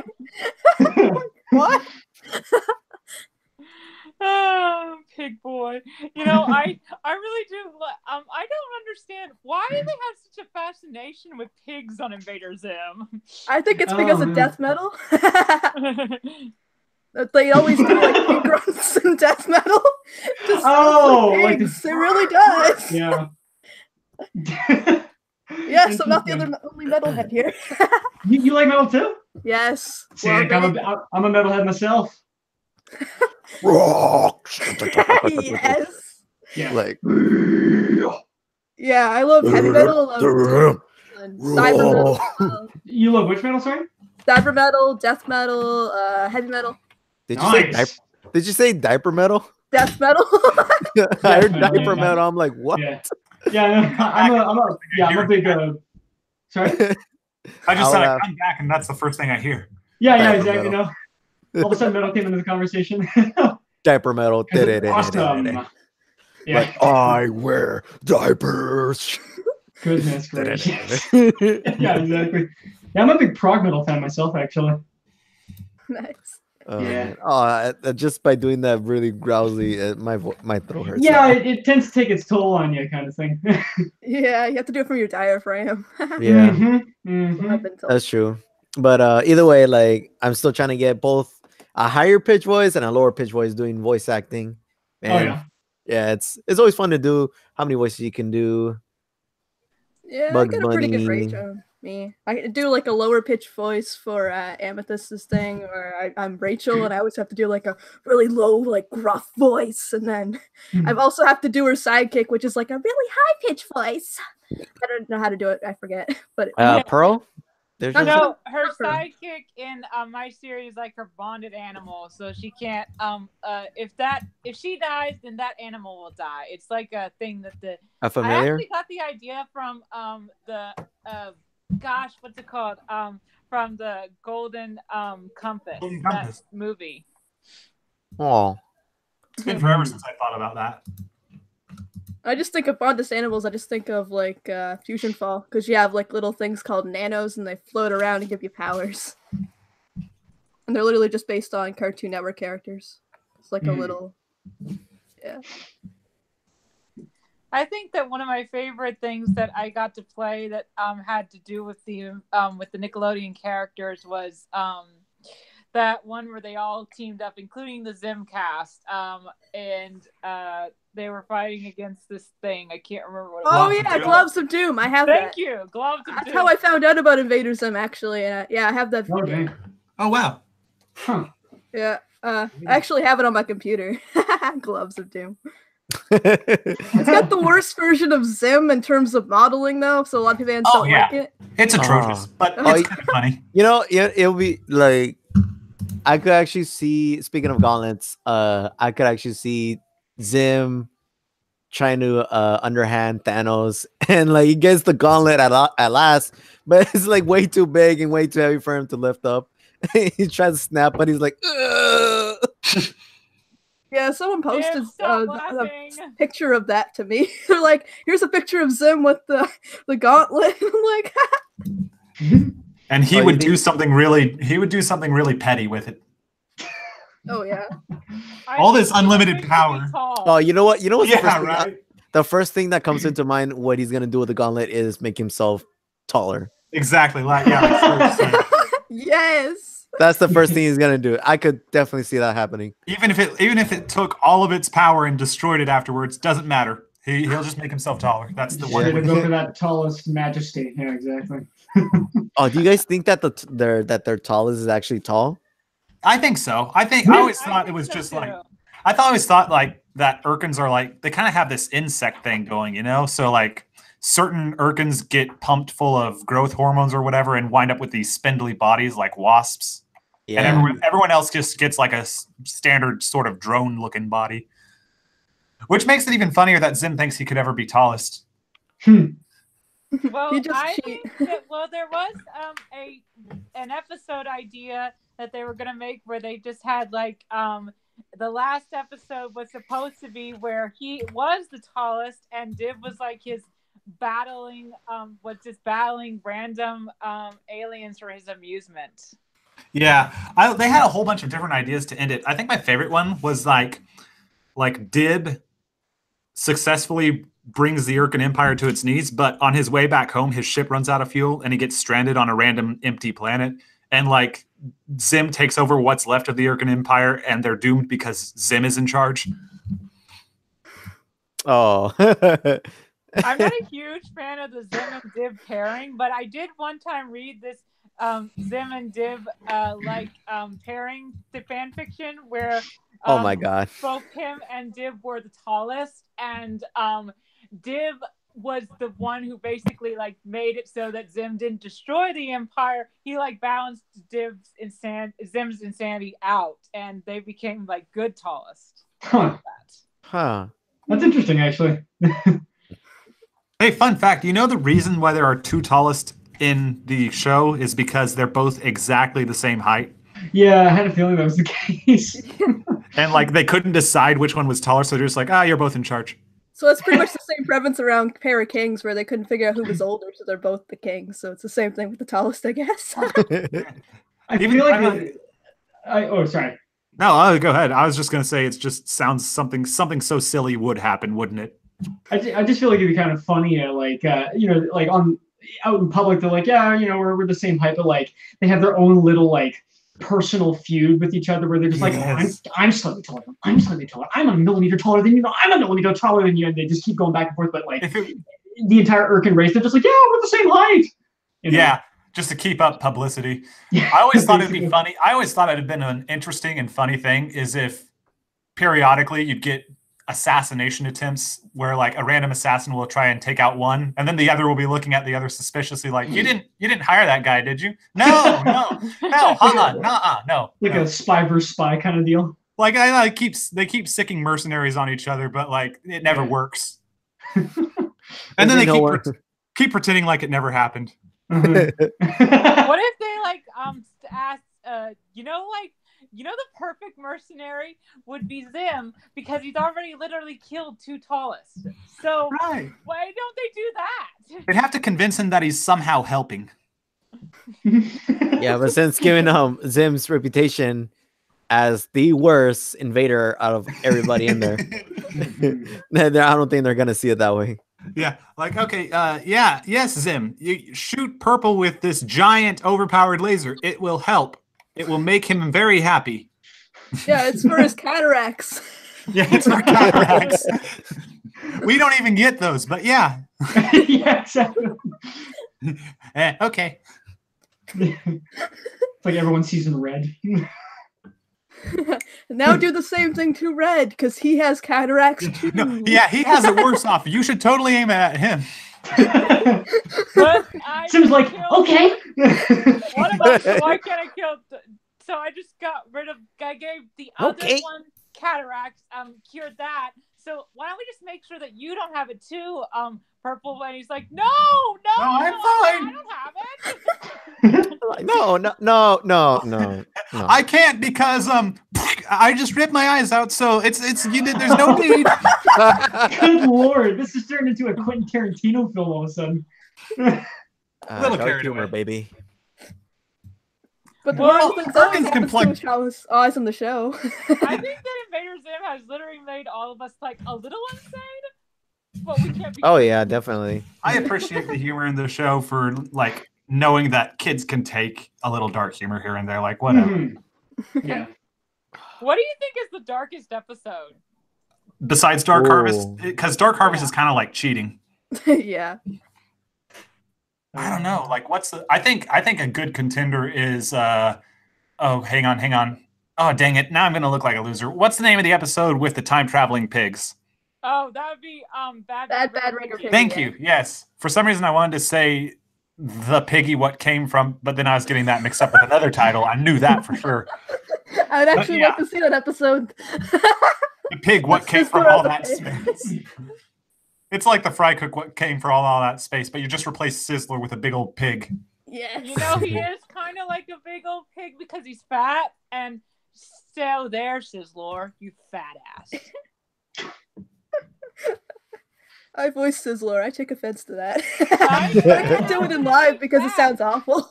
He's not tall. He's fat. Yeah, and that's why I always thought that the whole tallest thing was actually like, okay, which of the Urkins that have this sort of body type, which is tallest? Because otherwise, like people like Sizzler would be in charge. Exactly. So it's like, well, yeah, when we say tallest, entire big time life of his just like hunting Zim down, and it's just like, so I don't think he has very good priorities enough to be a tallest. Well, he probably does if his fast food business nets him that much money. True, but I'm just saying, like, if he spent that much time trying to go after an invader that just basically ruined his life, and then it turns out that he gets beaten by that said invader, how good of a tallest is he actually? Oh, yeah, and why would he want Zim back? I know, I mean, he probably was like the worst fry cook he had. Petty vengeance. Yeah. Just want him to clean that toilet. That's all he wanted. None of his other workers were doing that. Because he wanted them to be on duty. Yeah, that's it. He takes his job very seriously. Sorry. Sorry, everyone. Duty. Yeah. Duty. My business is done. Yes, I love that line. I had much to do. My business is done. Who takes 3 hours to go to the bathroom before lunch, Sam? I like how he says that next line, like, nonsense, I had much to do. And then That like they add the echo effect to some of his lines randomly, and it's the best thing ever. Oh man. Yep. So what got everybody into voice acting? Well, I guess my own series, having to make Invader Zim episodes for myself had me just like, you have to think of who you're going to have to play yourself because you just can't get everybody else. But I think that when I first started watching Invader Zim and just started loving it the most, I just wanted to impersonate Gurr, and I kept doing it until it was perfect, and now it is perfect. Heck yeah. Heck yeah. Similar story. I had my Invader Zim IZTDM thing I was doing, and I wanted to voice act as much as I could, just because I was shy and introverted at first and didn't want to reach out to others if I could help it.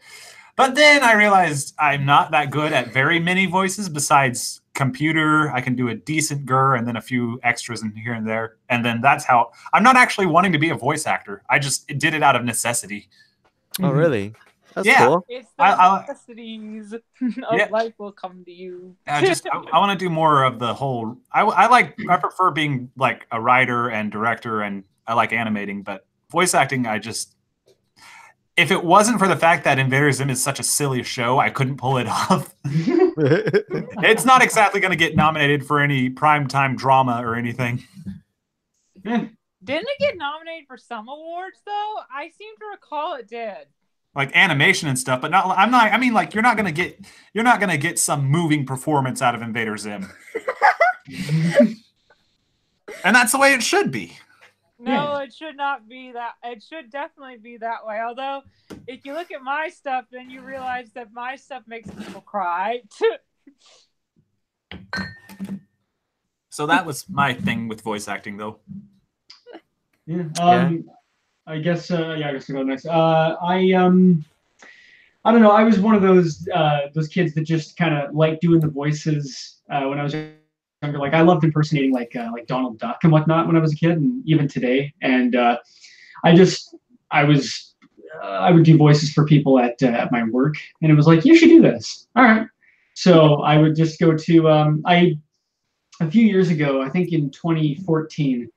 I went to a little acting school in Vancouver to study doing voice acting and whatnot, and I did that for about I think like a year and a bit, and then after that it was like got a demo straightened, got an agent, and then just made videos on the side as well as getting like auditions and stuff. So that was my world into it kind of thing. But yeah, exactly. So, but I mean, doing Zim is the gig that I like doing the most because it's just a lot of fun to play the character and to like have that interacting with all the other characters and whatnot. I personally love doing that the most in the realm of voice acting. Yeah. Have you gotten like like a paid for voice acting job yet and stuff?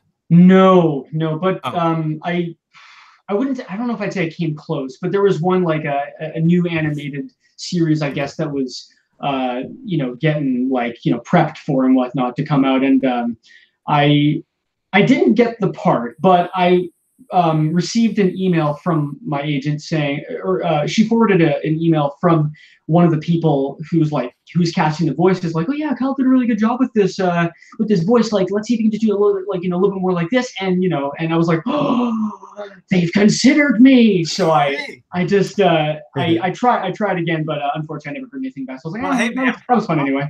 Progress is progress, right? That's absolutely right. I was grateful that it happened at all. So I was pretty happy with that. So yeah. Anyway, that's me. Literally, I just got into Invader Zim, and I didn't really have a background in voice acting, but I saw Stanley was looking for people, and I just auditioned. Yeah, that's right. I was looking for you to play Schlunktepuxis. Yes. And you knocked it out of the ballpark. I remember when Stan asked me to play Invader 10 in his thing, and that was a lot of fun. And yeah, you had the best voice for it. Thank you. And I also really liked doing the mother of the robot mom. And yes. Oh, I forgot. Yeah. It was such a delight going through your takes. I mean, 10 was great, but RoboMom is hilarious to listen to. Thank you. I had so much fun like getting that ready. That's why I want to get all the lines, all the voice actors recorded, put together and release it as like an audio thing so that you guys can so that everyone can appreciate all the hard work I put these poor people through. Yeah, it's a wonder we haven't sued you. I know. I'll tell you what, I'll give you every penny I make off of this project.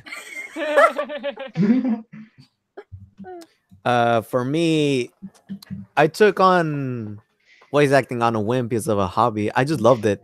And I took drama classes during my high school years for 2 years, actually. I did it because I thought it was going to be easy and there was nothing to it.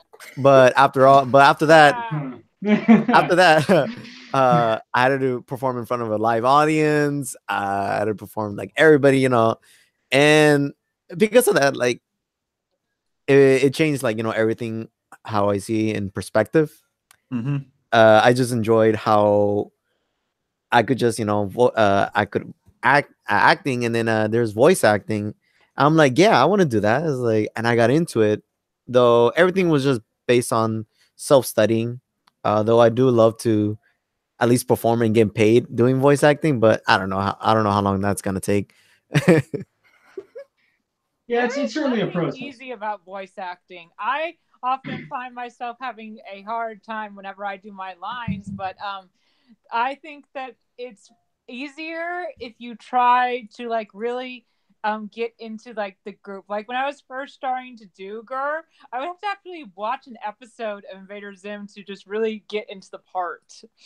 Oh yeah, and I actually made a suggestion to that we could all like meet up and say like, oh hey, how's it going, everyone, to Novi, saying like, oh hey Novi, let's have a group chat with everybody, get everybody to know each other. This was your idea? Yeah, this was my idea. Oh, actually. dude, that's awesome. Good.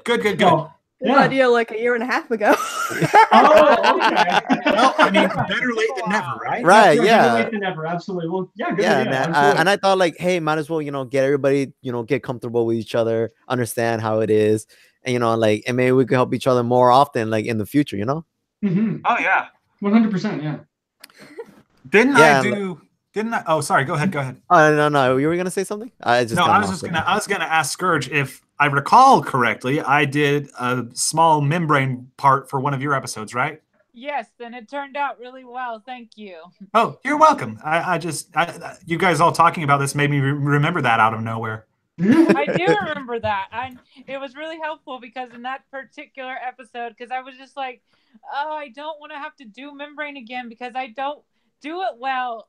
So I was just like, I'd ask Novi, please let your person who does membrane just do it for one little thing, and I will be forever grateful. I feel that because when I was looking for membrane, man, that was awful. And then I was like, oh yeah, Stanley does membrane in his own thing. So the funny story behind that, I was actually going to have, the only reason I did membrane was because I don't know if some of you, I think it's just Novi and Scourge, remember the questioning with where I had everyone submit questions for my Invader Zim fan voice actors to answer in character. And it was like a big old video that was like wound up being 45 minutes long. I watched that whole thing. It was awesome. Oh yeah, I loved it. I absolutely loved it. Yeah, I dug it. It was super cool. Well, I wound up being membrane because the guy I was originally going to have couldn't do it because his life got super busy. I'm like, it's okay, man. Just go on. This is you're not even going to get paid, so don't try to do this. And so I wound up temporarily voicing him myself, and the idea was for it to be temporary, but everyone else thought it was great, and so I just did it. Like, okay, well, I'll just leave it in there then. I didn't think it was amazing, but who am I to judge?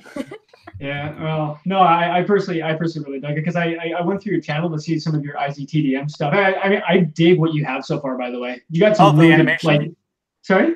Oh, sorry. Go ahead. Keep going. Sorry. Oh yeah, no, like the animations and stuff. But yeah, like when I found the questioning, I don't know, it was just cool because like you don't really see that kind of thing happen, especially with like a lot of cartoons out there. Like they don't. I mean, granted, they don't exactly voice actors obviously don't typically have the time to do these kinds of things. But I just thought it was pretty neat that a bunch of people came together and did that sort of thing, answering questions in their characters' voices. I don't know. There's just something cool about that interaction. So Well, thank you. And my Yeah, my one big disclaimer when I was submitting it out there was like, okay, guys, now you're going to submit these questions, and they're going to answer in character. So if they get mean or mad or rude, that's not an actual opinion we have. That's how the characters would answer.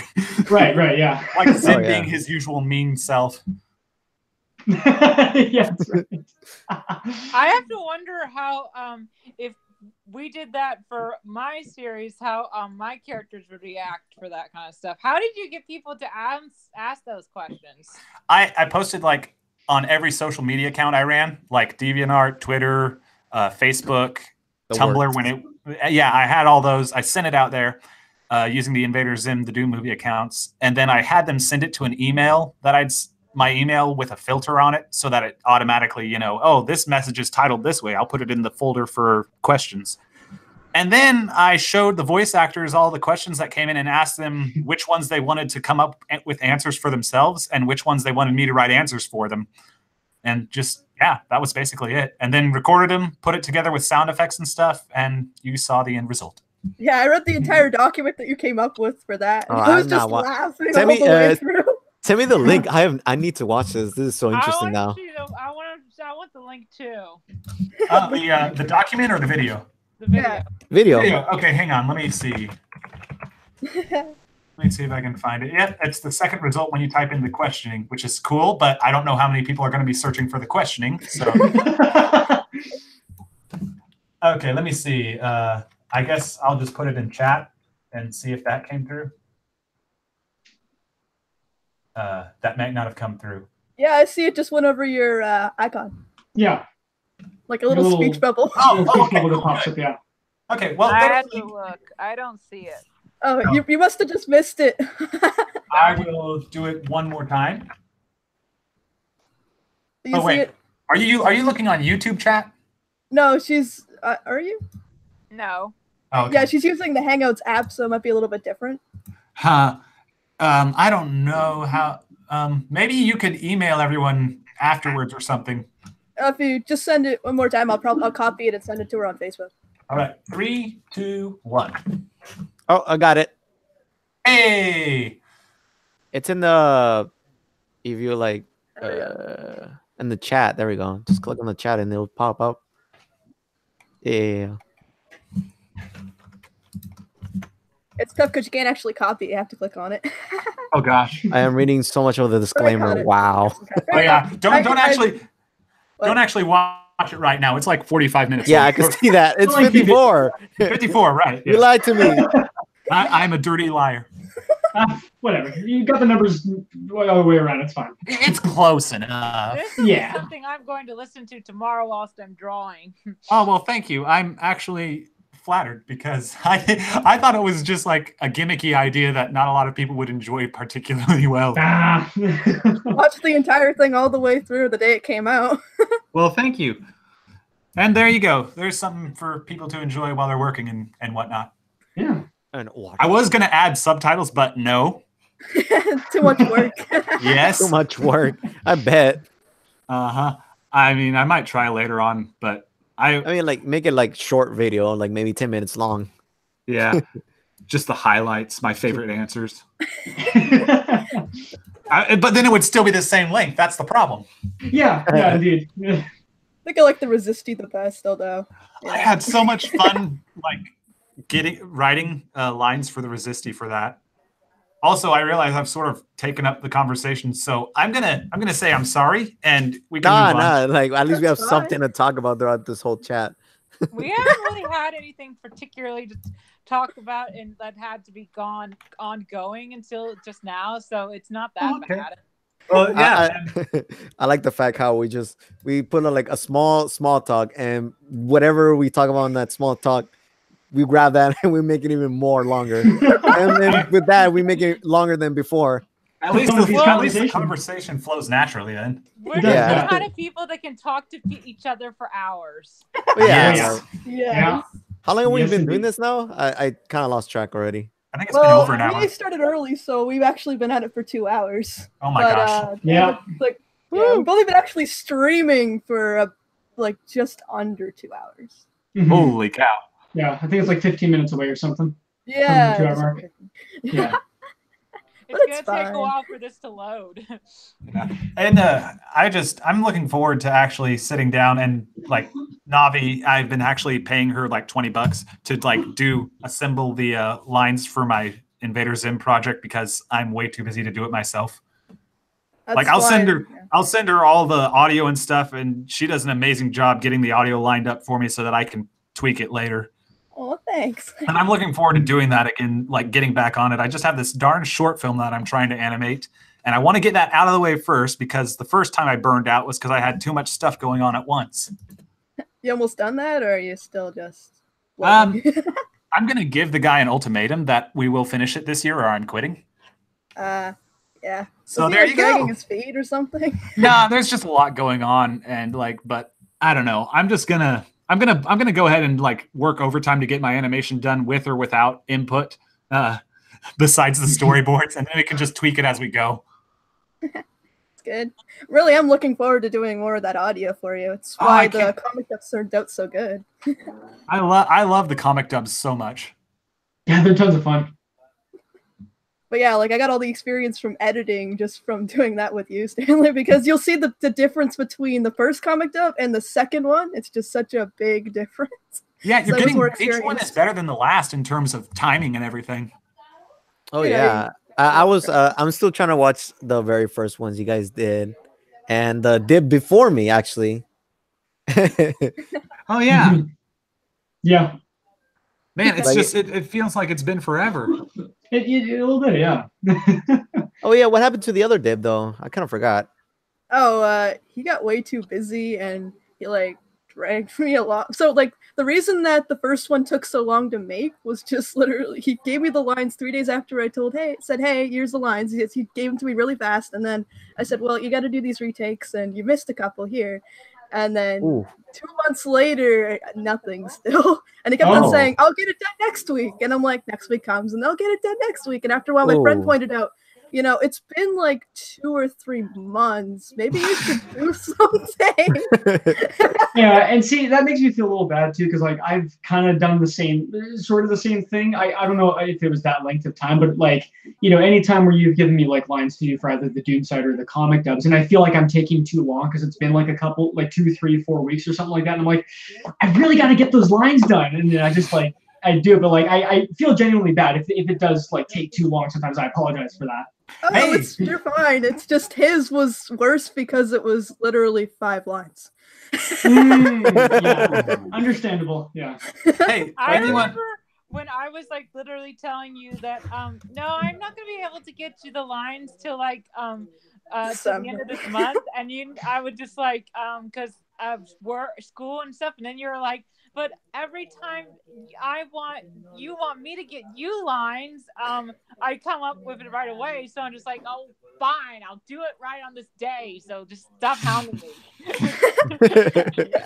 Hey, I had a quick question for you guys. Where does everyone record their lines? Because I know in order to get a place without echo, I like take my microphone, plug it into my laptop, and then just get inside of the car. I used to do that Record. for a bit.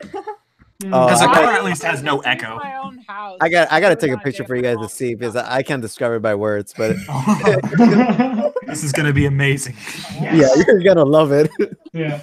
But I had to stage everything first because like I do it in the garage, but the only problem is that the only reason is that for me the reason why I take so long to upload my lines is because there's absolutely no quietness, and doing inside the car they always like everybody, like I live with my family and everybody's just noisy. Some of them are living inside the garage to sleep. I can't do it in the garage. I can't do it right here outside. I can't do it inside the car because they're taking the car. So Timing is everything, right? timing is Yeah. everything. Yeah, Yes, I'm a but bit like- of a. Oh, sorry. No, keep on going. I was just saying, I'm a bit of a simpleton when it comes to recording. I just my little studio is in my room, so I'm just in there when I do it. Hey, that works, man. I mean, like, whatever works. Yes, indeed. So My family understands that obviously I've let my family in on all my Invader Zim stuff I do. So like when they hear me Mhm. screaming out of nowhere, they'll be like, "Oh, he's just recording." he's just doing this thing. I I woke my brother up once doing that. Apparently, he went to bed early, and Amethyst was like, "You got to do some screaming as Tack, okay?" And I'm like, "Oh, okay." So I start screaming. I was screaming for like 20 minutes, and then the next day, he's like, "You know, I was trying to sleep, right?" Yeah, I've had the same sort of fears because I live with my brother. We're roommates in a basement suite that we rent out, and our landlord's upstairs. Like, you know, they've got 3 kids, but like when they go to, like, sometimes I've recorded like way into like 10 or, you know, sometimes 11 p.m. if I get the chance, and it's awkward when I'm trying to do Zim, but at the same time trying to stifle my Zim. Oh no! And so I'm just sitting there going, you know, like just trying to like. So that's why it sounds like that. Yeah. It's I'm like, it comes why through. does it sound so stifling? Like I know Zim could be like more out there, but I was like, why is it so like controlled? Which is sometimes why I'll like I don't remember which recording it was, but there was one particular one where I had to, like, every time I read it, it was like, okay, I feel like I have to go into a higher register. It's almost 11. I'm gonna wake somebody up. I'm just gonna click off and just do it the next day. And yeah, I would just do it the next day. So, but I know that fear of waking people up. So yeah. And I recall when I was giving advice to my voice actors for my Invader Zim project, I told them, look, if you can find the time to yell, do it, because it's better that you clip the microphone than that you fake yell. Oh yeah. Like, even if it clips the microphone and sounds crummy because of the clip, it's way better because at least there's the enthusiasm and stuff. Yeah, exactly. Yeah, definitely. And actually, when I was voice acting for you, I literally was on back shift, and I could only do it once a week, and I'd have to do it at like midnight in the basement on a Windows XP computer. It was awful. Oh my gosh, I had no idea the misery I put you through. Like, every time I think of the project, I'm like, I feel so bad for these voice actors. Oh my gosh. And the only consolation I have is that I was in there yelling along with you guys. So I always made certain that every time I do my voice acting, my mom is gone, so that I can do as much enthusiasm as I can and make it sound as much like Gur or any of my other characters as I want, and not have to listen to her like say, "This is a waste of your time, Jen. Stop." My parents are more supportive than that. They usually just say, "Are you doing your little thing down there?" I'm like, Your little thing. She'll literally walk in, because I'm in the basement right now with my computer, and she'll walk in, she'll be digging out the garbage or something, and she'll be just like, "What are you doing?"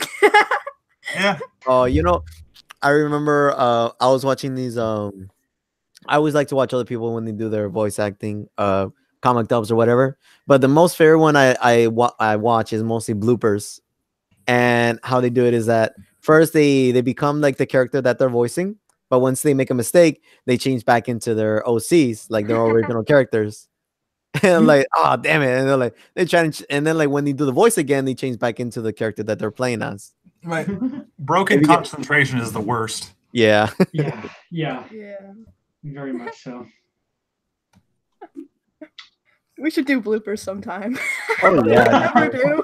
Oh, if you want, since I'm already done recording Dib's lines, I still need to do the Italian one because just since you asked me, I could send you like just the whole link of it. Okay. Like, I like there's listening gonna to bloopers. Yeah, you're gonna. It's basically an hour long. It's fine. I'll do it while I'm drawing in Linux. Yeah, and at the end of the video, I know there were some parts I know that I didn't put much enthusiasm. So you're gonna hear some repetitive ones at the end of the audio. But either way, if you want, I could send you just the whole audio, and you could just do whatever you want with it. Put bloopers at the end and just see how it works out. Yeah, that's literally what I do when I record. I just have to record like the same line 10 times sometimes. Yeah. I'm not sure you'd appreciate my bloopers, or well, I'm not sure they'd be very entertaining because the most thing I do is just like I'll mess up and I'll be like, oh, blah blah, okay. Let's try again. Like I'll make some stupid noise and then just try again. Okay, I want to hear that. For me, I'm deleted like all the files though. Like once I send them to you and you've confirmed that you got them, I'll just delete them from my hard drive. For me, when I'm making mistakes, I'm like, or like, da, da, da, da, and then or like, damn it. Like I'm like that. I'm like just short little noises. The short little. That's what recovery software is for. And I'm like, And I'm like, I'm still like, when I make a mistake in my audio, I still keep on going. like Tim, you will you will be defeated by me, bitch. You are one son of a bitch. I make those mistakes. I'm like, oh my god, why am I making this mistake? You just kind of trail off, and it just becomes something completely different. Like, all right, back to the original thing. Yeah, whoa, where was I? Yeah. Like, where was I? Yeah. I always like cut out bloopers when I send them to you, just because I don't know why though. It's not. I guess it saves time. I guess. Yeah. Mm-hmm. But if you're down to it, Navi, if you want, we could just send you throughout the whole clip, and you can do whatever you want with them with the bloopers. Yeah, I always send you my entire clipping whenever I send you my stuff, Novi. So you already have everything that's blooper worthy for me. Oh yeah. no.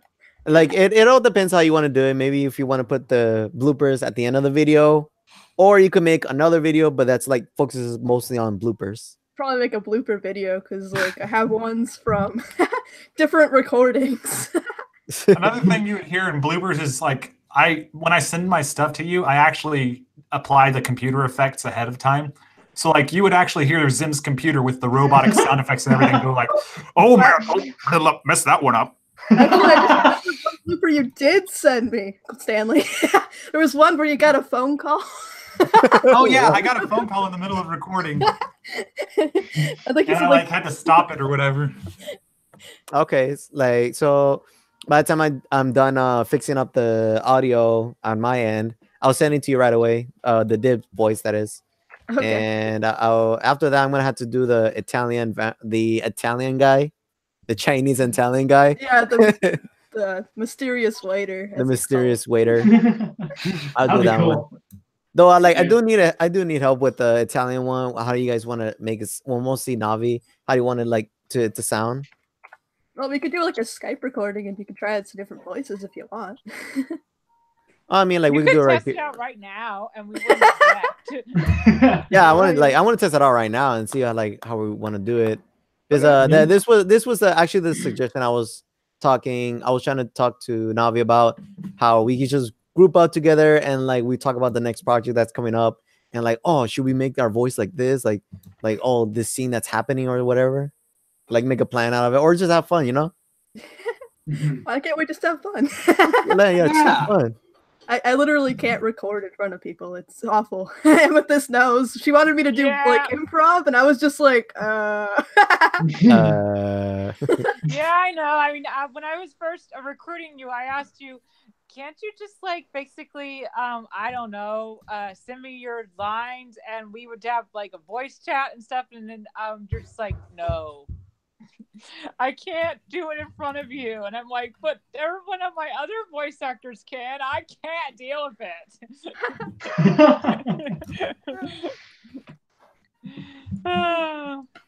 Yeah. But because of that, she's had to deal with me saying to her, and sometimes like, Novi, I need you to repeat this. It wasn't done right. Novi, can you do this again? Novi. Oh, Novi. Oh, there it is. Oh, there what that is? actually looks nice. The Okay, recording. oh, for a second. Wait. What? Oh, there it is. Oh, What? Your recording setup with the Oh. microphone and the everything. picture. I don't know about you guys, but the picture on my screen, like it pops up for a second, then just goes away. Yeah, as soon as someone started talking, it would go. But yeah, Oh. that's the recording studio and all. It's actually, why did it go to the wrong screen? And there's the Charlie Brown thing again. All around. It shows Oh, the wrong great. one. This is the danger of having 3 screens. You don't know which one's the right one. Bit of a Russian roulette there going on. Is it the one that's up? But yeah, my beautiful recording setup with the Skylanders over there and the 3 screens. Oh, is that what those are? Oh, okay, gotcha. Yeah, those I are was like, Skylanders. what are those? I'm like, It's are a they flash like? drive. It's a glass of water. And, yeah, I was gonna say, and the Water's obligatory important. empty cup. Dang. On any given day, I'll have like 5 different empty coffee cups all around my desk. Because I'll go to get a new one without remembering that I have an empty one right next to me. That's me with my water cups. I'll be like walking upstairs. I'll get another one and be like, wait, there's another one already here. But yeah, my recording studio is in a basement. And it used to be my room, but then the same thing was happening to me as Daydreamer Night, where everybody would be talking and you'd hear them a little bit. So my trick was I would turn my microphone way down, and then I'd just be like yelling, and they didn't really care, but I wouldn't hear them. So in the recording, Hey, like if they like if I can't hear them, it's all good. Mhm. and then you hear someone drop a fork, and it's like, no, you can hear that Oh, in the yeah. recording. Especially if it's a really well done line, all of a sudden you just hear tick, tick, tick, tick, tick in the background. It's like, gosh, darn it! No, that was a perfect line. I had the same I've had thing my with audio cat clipping. meow And I was during like, one of my recordings. What's that? I had the I've same had thing my with audio cat- clipping. I was saying I've had my cat meow during one of my recordings, and I was laughing. Oh, that's good. Yeah. That's funny. I was about to mention something similar, like with my dog running up and then just like he likes to hop up on, like, put his front paws on my desk to get my attention. Oh, Like in the middle of recording, and suddenly, excuse me, I need you to look at me. Yes. I need pets now. Yeah, right. mine'll just come downstairs and sleep next to me for a while. That's nice. That's adorable. That's all she does, just sleep. Funny, I mentioned that. He walks right in when I said that. He knew I Sorry, was Bobby. talking. You were talking Wait, about was, him. wait, like you were talking about me about Yeah. something? Excuse me. Excuse me. You were saying? And you can't talk about him right now because he's like looking at you like, did I do something wrong? Right. Yeah. And I can't even say the name. I'm avoiding saying his name because I knew that like really get his attention. Yeah. Oh, speaking of pets, though, like I have to yell at a character by the name of Shadow and Amethyst's series, and or Scourge anyway, and basically my dog's named Shadow, and I would record right next to where she Oh, sleeps, and I'd no. always wonder, like, what is she thinking when I'm yelling at this character who's hurting me? And she's like, I'm sitting right here, I'm not even touching you. I'm not in trouble. Yeah. Yeah, I remember. are you you? telling me that. It wasn't my fault that I named Shadow Shadow. I did that because of I had inspiration from Homeward Bound.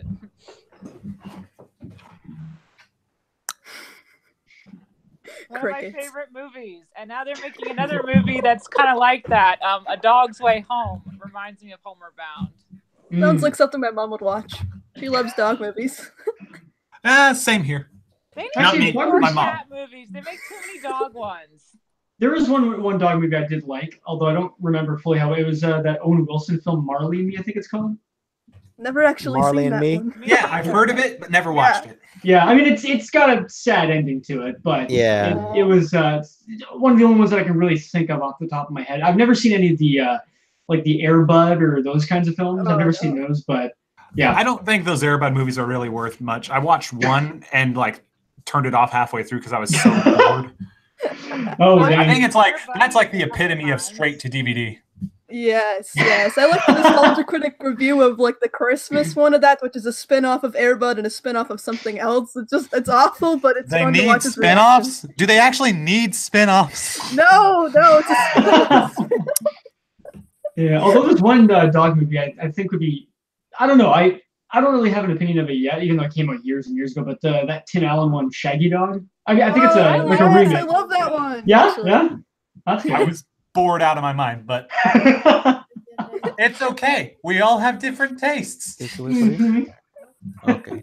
I like tacos. Does anybody else like tacos? I like fajitas better.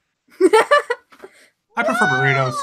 I like tacos, but I don't know if I like soft or hard shell tacos. Soft shell. Hard Yeah. shell. Although like soft shell fajitas, just not soft shell tacos. See- I'm kind of weird that way. I want to say I like soft shell tacos more.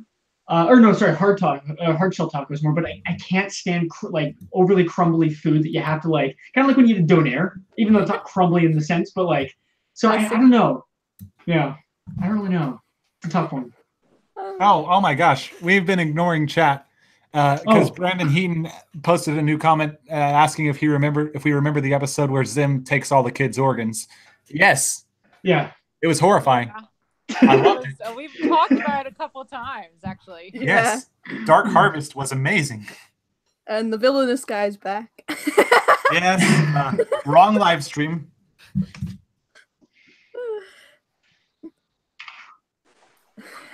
Okay, I'll watch Villainous. Are you happy, Mel Sanchez? Yes. You must watch Villainous. I think he really likes it because that's the only thing he posts on my videos mostly. Oh, really? He posted on one of mine as well. Really wants us to watch Villainous. Yeah. Like, But you've already watched Villainous. I have. haven't. It's not really my thing. So, but yeah, check that off the list. yes. I guess Alan Turiel's done some really good work. Yeah. So what kinds of games do you guys like to play? I love Kingdom Hearts. I'm a fan of strategy games like Age of Empires, but I also, weirdly enough, I recently blew my whole Christmas break playing Hollow Knight, which is literally the best game I've ever played ever. I've been playing Cuphead, Gallo, and Hollow Knight. Oh, the other day. that rage Cuphead's game. really good. I love that one. That Cuphead, game makes me rage so hard. Yeah, me and my brother have been struggling to get through the co-op campaign. Oh yes, I'm doing that with my brother as well. I can't wait for the DLC. Hey, Novi, have you gotten to Jimmy the Great yet? Who's that? I guess not. I just got to level 2 recently, and I beat one of the bosses, and it's just because my brother hasn't been around to play with me, and I'm just keep dying. Wait till you get to the genie. He's going to make your rage so hard. I hated that boss so much. And my brother and I swords and the Egyptian theme. Is that guy? Yeah, I haven't played him. Yes, that's the beginning of level 2. I struggled with him. I beat the candy boss just so I could go to the next part. Actually, I'm working on the dragon one right now. Yeah, Bippy was just as painstaking for me as Jimmy was. Oh yeah, the clown. Bippy. Yeah. What's worse is in my spare time, I had my co-op campaign on one slot, but then in my spare time, I'm trying to 100% the other one, meaning not getting hit. Yeah. That's a bad idea. That's awful. Actually, my favorite achievement in that is doing what is it in the highest mode that you can do on the frogs. And getting the absolute best rank on that one. That one took me, I think, a good 2 weeks of just. Oh my. Oh, it was rough, but I got it. But when you do it, it's like the catharsis. Precisely, it's so relieving. It's it's over. It's like Frodo from what is it? It's over. It's finally over. Yeah. If it wasn't, if I didn't feel like that, more bosses to go. Yeah. If I didn't feel like that, I'd be screaming at my TV like, eat it. I finally beat you. And, oh gosh, no, that nightmare scream. Oh, I love that game, but at the same time, yeah, it was really good. That's as far as I've gotten, 38%. That's pretty good, actually, considering it goes downhill. It gets worse. Yeah. I also really like the Lego games because I can literally destroy anything I want, and I get points for that. Sweet. I haven't played any, but my friend had it a while ago. He had one of them, and we played around with it. It was pretty fun. I forget which one it was, but I remember it was a Lego game. Hey, I'm stuck at this guy right here, this boss. Yeah, that's another bad one. That's the dragon guy, right? Yes. Yep. Yeah. See, the funny thing is, so many people consider this to be the hardest boss in the game. I didn't have too many difficulties with him, but he was definitely a tough fight. But he's probably one of my favorites. Actually, I really liked this fight. Yeah. So far, the hardest for me has been that darn genie. Yeah. So I haven't done the genie yet. Actually, I haven't beat him, but I've played. Try to get him. Yeah. Although, I hate that guy, and I hope he rots forever. Genie is awful. I hate him so much. Yeah. Oh, yeah. 3 wishes. Did you already found those singers? What was their names? Oh, the barbershop, the final barbershop. No, I haven't found him yet. No, I won't spoil where it is. Okay. Yeah. Actually, one good thing about this game that I can definitely say is I discovered. I don't know if you guys have also looked at it, but the barbershop quartet that lended their stuff to this game they're called Shoptimus Prime. Nice. Oh my gosh. Yeah. That's amazing. I know. They're absolutely incredible. And yeah, right. you can watch. I'll be right back. Live on them. Oh yeah, no worries. Yeah, no, it's. They did a good job. I have to be going in like a little bit, not right away, but in like 15 or 20 minutes. So that's just a heads up. No worries. It's cool. Yeah. So late, I guess around 5 o'clock my time, I'll be signing off, but just letting you know. It's fine. Yeah. So, Team Zim or Team Dib? Team Zim. Team whichever one's funniest to lose at the moment. Good answer. Yeah. Team Zim. I suppose I'd have to go Team Zim. rep my guy. Yes. Well, I mean, yeah, it'd be kind of weird if you weren't. Yeah. Not to mention, green is my favorite color, so I guess That is very convenient. Yeah. Very. Oh, can you imagine if you had to voice act a character who wasn't green? Ew. Oh, no. Because that matters. No. Yeah, I like green and black. Oh, You yeah. can't tell. Yeah. So you like which color? I said my favorite color is red, which is the color of Zim's eyes. So there. Yeah. There you go. It's all intertwined. All Zim related. Someone's got to say their favorite color is purple now. Yes. But it's Daydream will come not. back and we'll just say, Daydreamer, say purple. They'll be like, what? Say purple. Just do it. Do it.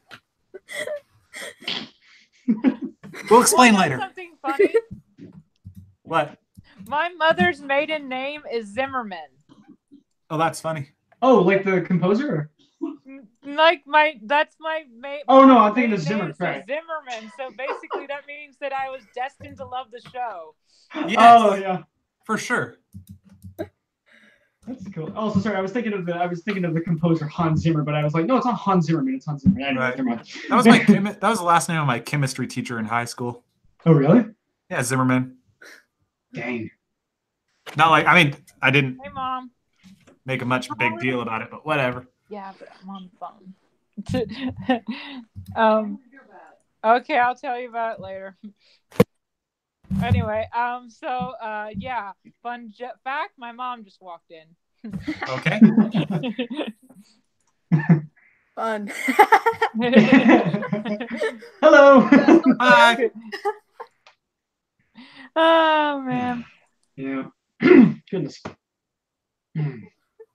Yeah, my mom walked in when I was on one of your streams, Amethyst, and I'm just sitting here going like, I didn't even talk to her. Just gave her a look, and she's like, "Oh, you're doing your thing." I'm like, just like making like desperate gestures.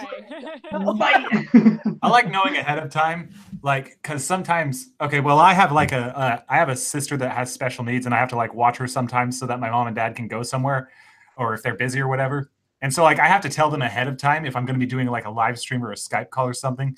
And so like they'll like walk in with like a handwritten note saying, "I'm just going to the store real quick. Be right back. Just keep your ears out." It's just funny because like, and then that's why I'm always so adamant about knowing ahead of time when the time is and stuff and how long it'll go for about. Makes sense. Yeah. Yeah. Definitely. So what's everyone's favorite type of music? You guys all know it's my favorite's metal. Hey, same here. Yep. Same. Yep. I dig me. Although I'm not opposed to pretty much anything else. Oh yeah. It's metal and electronic.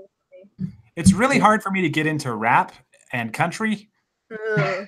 I mean, but here's the thing, even there's like exceptions to that, you know, like, I'll find something somewhere once in a while and be like, oh, I actually like this. It's not a genre I usually like, but Oh yeah. my favorite Christian is, rock isn't too bad, I find, for me.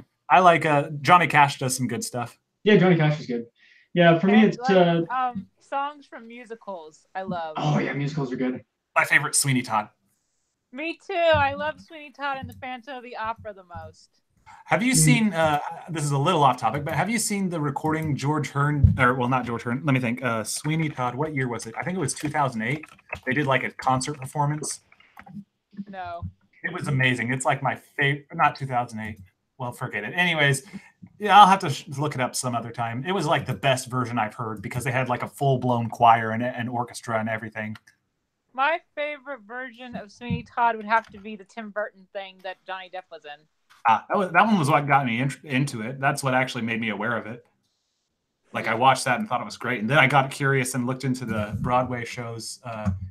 The one, see, I'm speaking about things I don't actually know a lot about. The 1982 one is not very good in my opinion, but here I am. I'm the only one who knows what I'm talking about. I've never actually seen Sweeney Todd before, so I feel kind of bad. So it's just like, oh yeah, I'll get to it one day. Clearly the 1982 one. Yeah, absolutely. Yeah. But if anyone is interested in that, it's like you definitely want to look for like Sweeney Todd in concert. Give it a shot. It is really cool.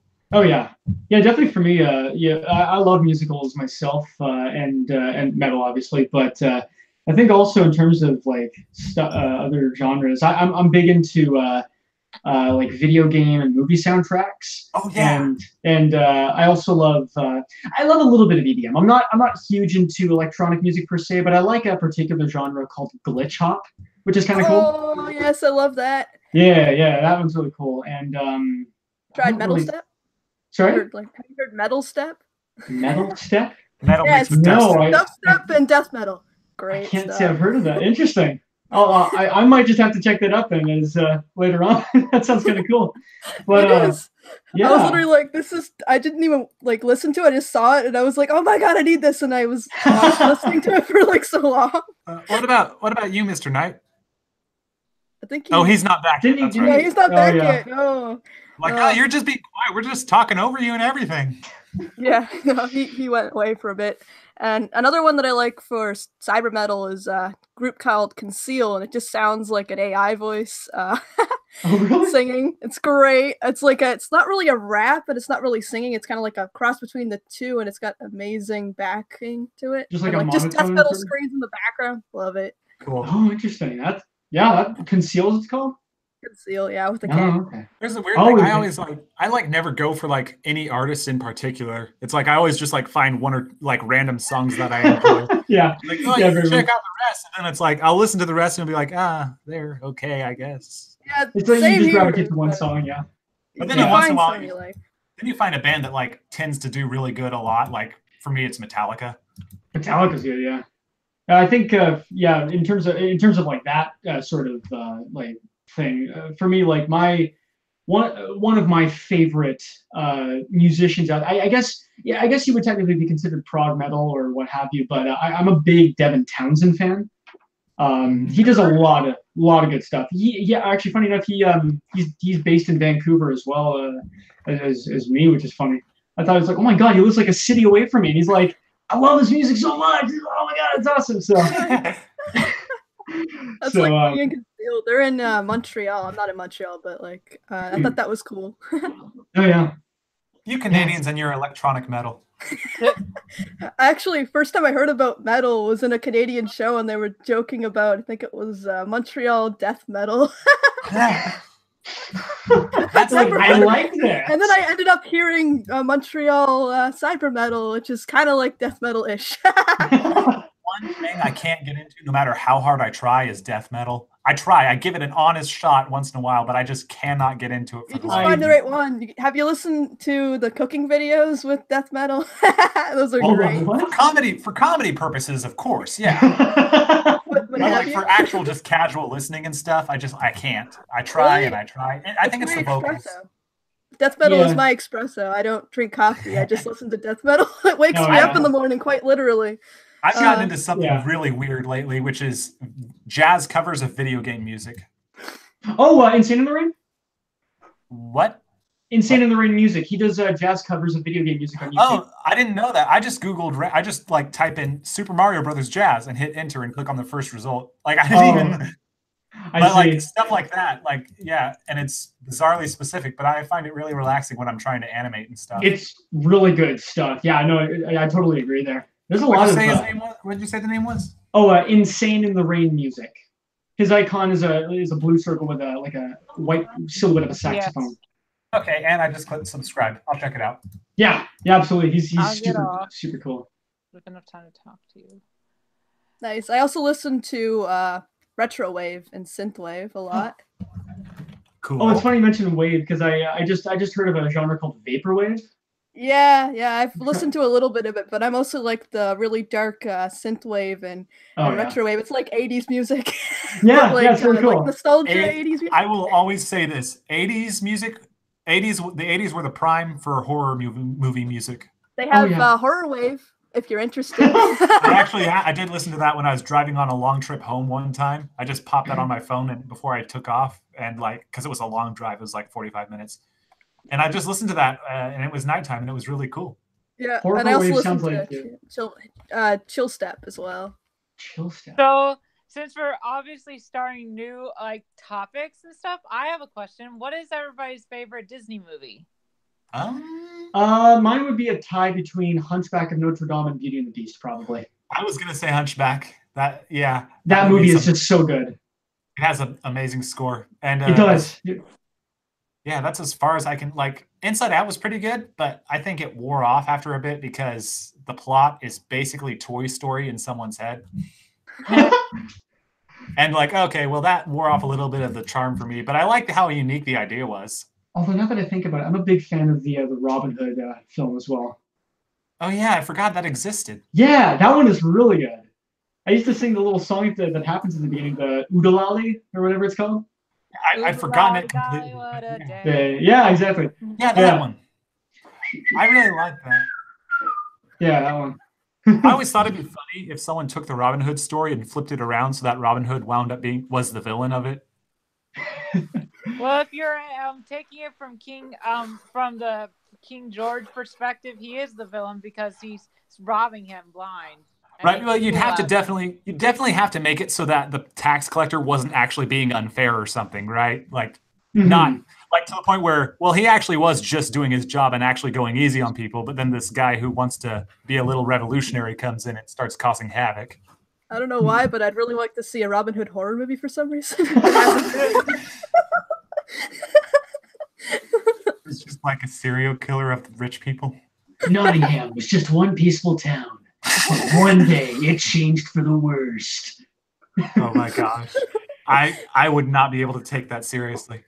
Yeah. The entire soundtrack is just a water phone. I don't know if you guys know what that instrument is, but it's check it out actually. It sounds really creepy. I think I might have heard it once or twice. I don't actually know. Yeah, it looks like just this random amalgamation of pipes. And it's got water on the inside. And you just like I think you take like a wand or something like that and you just tap it and it's like they use it or something like that. It's creepy sounding, but it's cool. Hey, speaking of creepy music, what do you guys think of the Invader Zim soundtrack?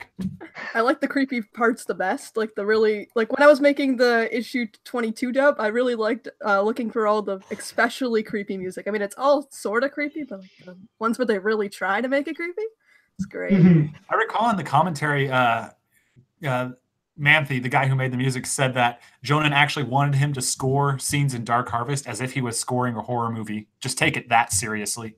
And it worked. It's great. Well, I think that one of my favorite scores, I really like a lot of the music in the Halloween episode. That one was good. Oh, and I also love whenever the Urkin Armada shows up, they have their motif that goes that dun dun dun dun. dun. Yes. I wish the Invader Zim soundtrack would have done that a lot more. Like mostly they just compose music that fits the scene. I really wish they would have done more with like themes for each character and stuff. Yeah, like a different version of that like particular note structure. Yeah, like motifs and like, they already got it going with the Urkins. And like I always thought that Gers would definitely have to be like an instrumental version of the Doom song. Dun dun dun dun dun dun. dun. I think that might be a bad idea for some of it because it might ruin the quality of the of what they were saying for some of the characters. They always had music in the background. Not all the time. It's like it's how you implement it. Like for example, like in Sweeney Todd, like each character had a different theme. Like even when they were talking and stuff, it's just soft, very quiet in the background if it was necessary, though. Yeah, you wouldn't have it overpowering for sure. Yeah. 22. Like the comic dub is nice, but I can't hear anyone. I actually had one that was really bad. Not one that I made, but I saw someone else's where it was so bad that you all you could hear was the music. You could like hardly hear anybody else. Right, and the Yeah. Yeah, it's just like I'm relying on the words now because I have no idea what's going on. Yeah. definitely don't want that to happen. No. No.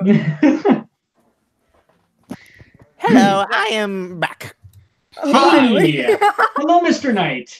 Just in time for me to say goodbye because it's time for me to leave. Oh, I was That's telling them good. like 20 minutes ago that I had to go. So this was nice. I'm glad I got the chance to talk to you all. And Absolutely. yeah, we should talk do to it you again. later and stuff. And here I That's am awesome.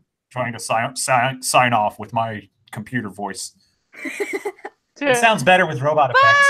It does, yes. Bye. Very well. Bye. bye. I'll get you yet, Sam.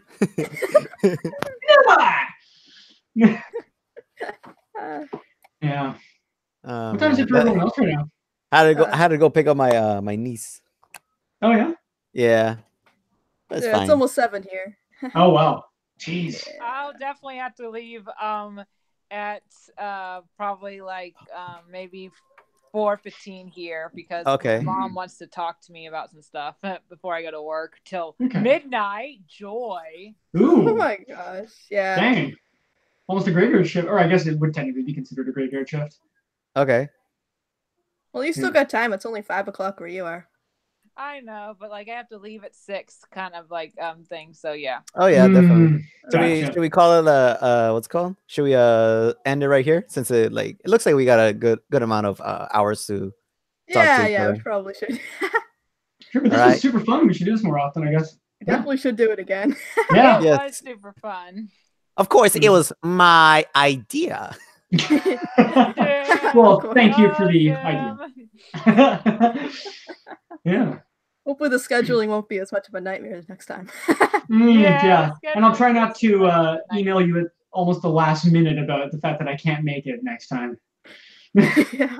Sorry about that. I was looking at my schedule and it was just like, oh yeah, I switched with somebody for that day. So I'm working today or I'm not working today, I'm working tomorrow the Saturday. Well, this is gonna be an awkward email, but here we go.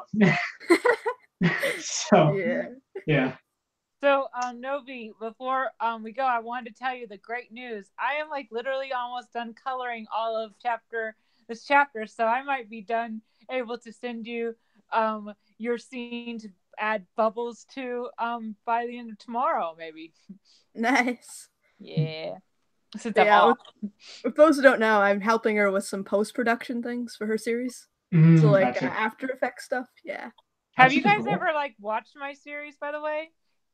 I've watched I think a little bit of a couple episodes. I don't remember which ones. It's been a while. I watched the one where I did what was it? It was like I don't remember his name now.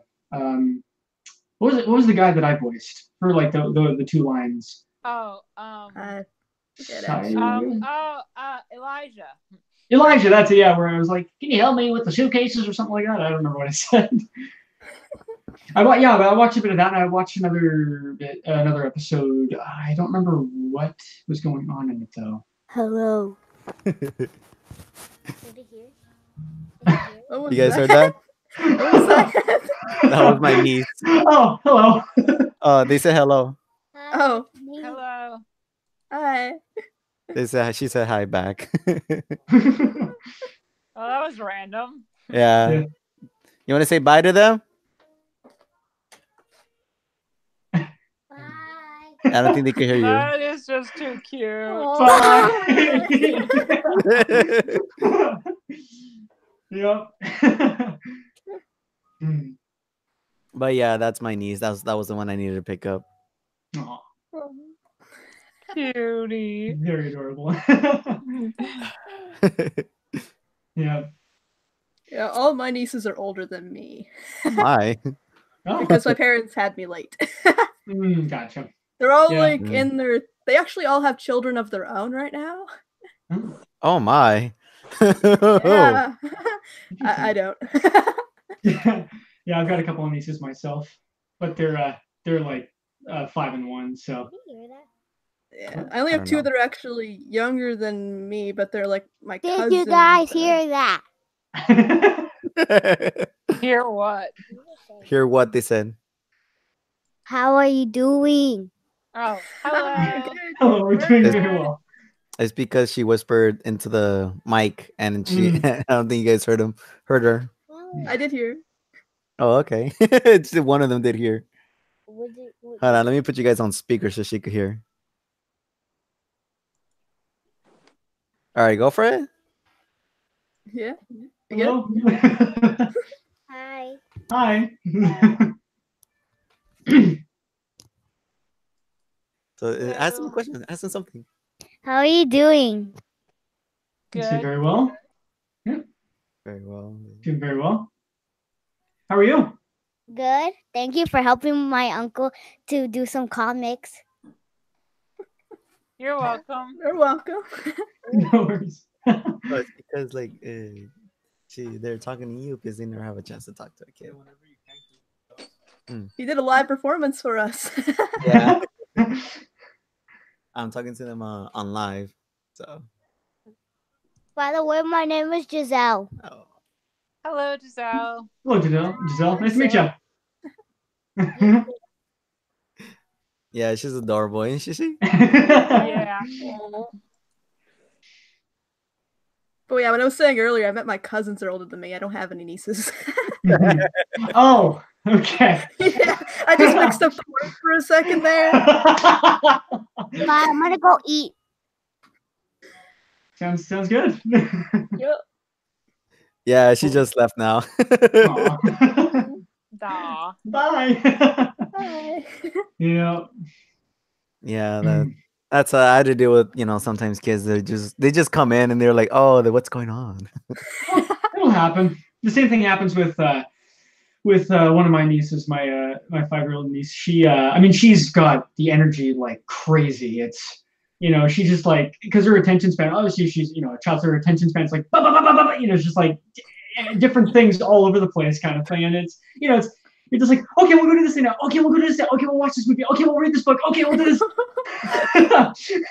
I'll be tired just listening to her. Yeah, exactly. Yeah, she's adorable, but she's just like, oh man, hey bro, hey brother, can you like help me out? Can you take off my hands for a minute here? Okay, cool, thanks. Yeah, I know. Yeah, but she's adorable, nonetheless. Adorable. She's so adorable, isn't she? But yeah, I know what that's like. One of my best friends has a nephew. He just Oh, yeah. wants to do everything with you. He's like, "We're gonna play blocks now," and just starts throwing blocks at you. So that's how he plays. Oh, no. Why? Yeah, exactly. Yeah, he's only like 5, 2 or 3. I don't know. Like I forget. But yeah, Yeah. he's like adorable though. Yeah. He's just showing me how to play this game on his little tablet. Oh yeah. He's just like, "You're really good at this," and I'm like, "Thanks." It's one of those. It was kind of like Bejeweled, sorta, like that sort yeah. of thing, like Candy Crush, like that sort of idea. Yeah, like we gotta like match up the things, and then they go. Yeah, but they had like more interactivity. Like there was like a cat they could tap and it would sing and stuff, and great power ups, like fire power ups and water power ups and stuff. Dang. I don't know what it was called, but it was fun. Yeah, exactly. Just wish it was harder. Not even trying here. It's not like Cuphead where it's challenging. It's just like you have to pay attention. Yeah, actually, Cuphead was a really good game. I felt so accomplished when I beat it. I was like, yay!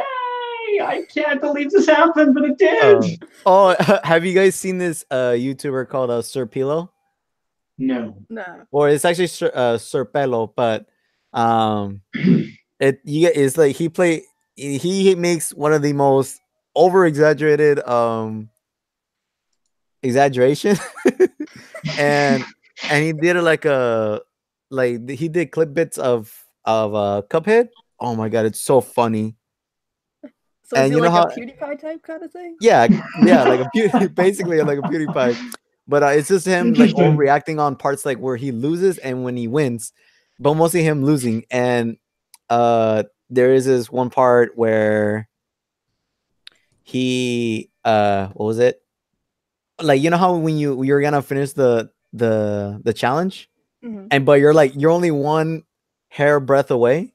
Oh yeah, and you lose at that point, and then you And see you Yeah. the lose at the progress. point, and I've you just done get that. so mad. You're like, no, I just needed that. Yeah, pretty much. Just like I was so close. I was so close. It's funny too because like there are those rage compilations of like Twitch streamers on YouTube that I've watched before of people just absolutely losing it when they. Have you guys watched Oh. the Getting Over It ones? Like for Oh React yeah, and that's all right. that? Yeah. React was the best one for like the Fine Bros YouTube channel with the Getting Over It and Sexy Hiking. Those were both hilarious. I like the guy where he's talking about the narrator. He's like, "Can we turn it off?"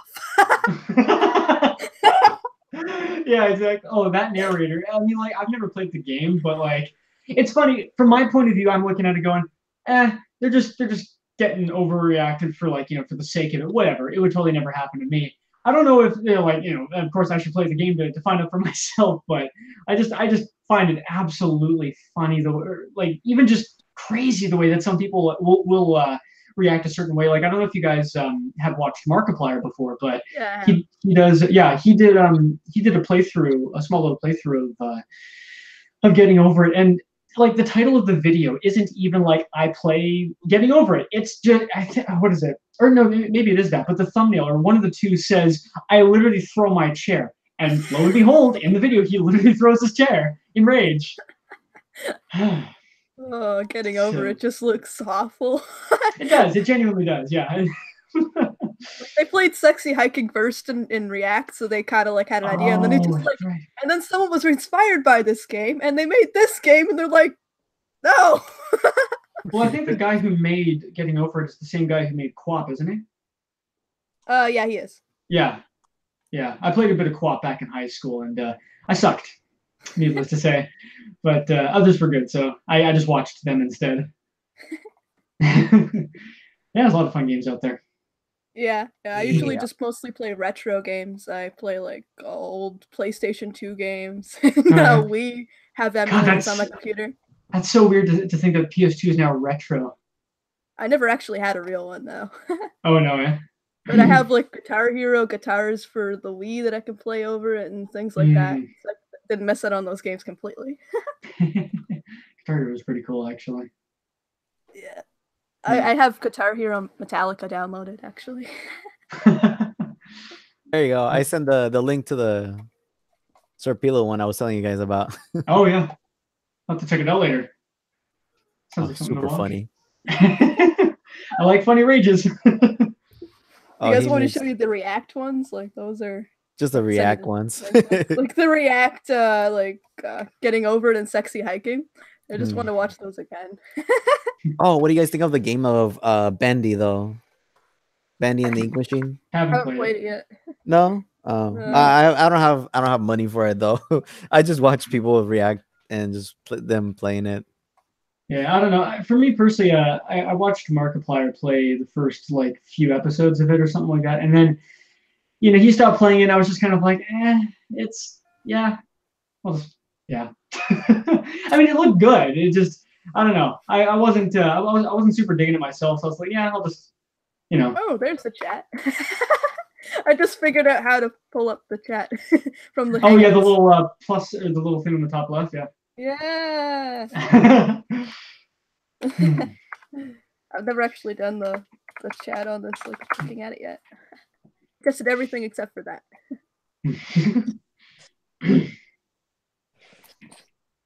Yeah. Oh, do you guys watch Steven Universe? Yes. Oh, no, yeah. I haven't seen it. No. Oh, that's sad. Also, I just realized that my phone is at 37% power, so I should plug it in. But yeah, Steven Universe, the only reason I watched it is because of Peridot, who's literally just a female Invader Zim. Oh yeah! Now that you mention that, it kind of does. So many memes of her drawn in the Zim style, just like Zim. They even had a character swap fan video where Peridot was put in the place of Zim and Zim was put in the place of Peridot. Great.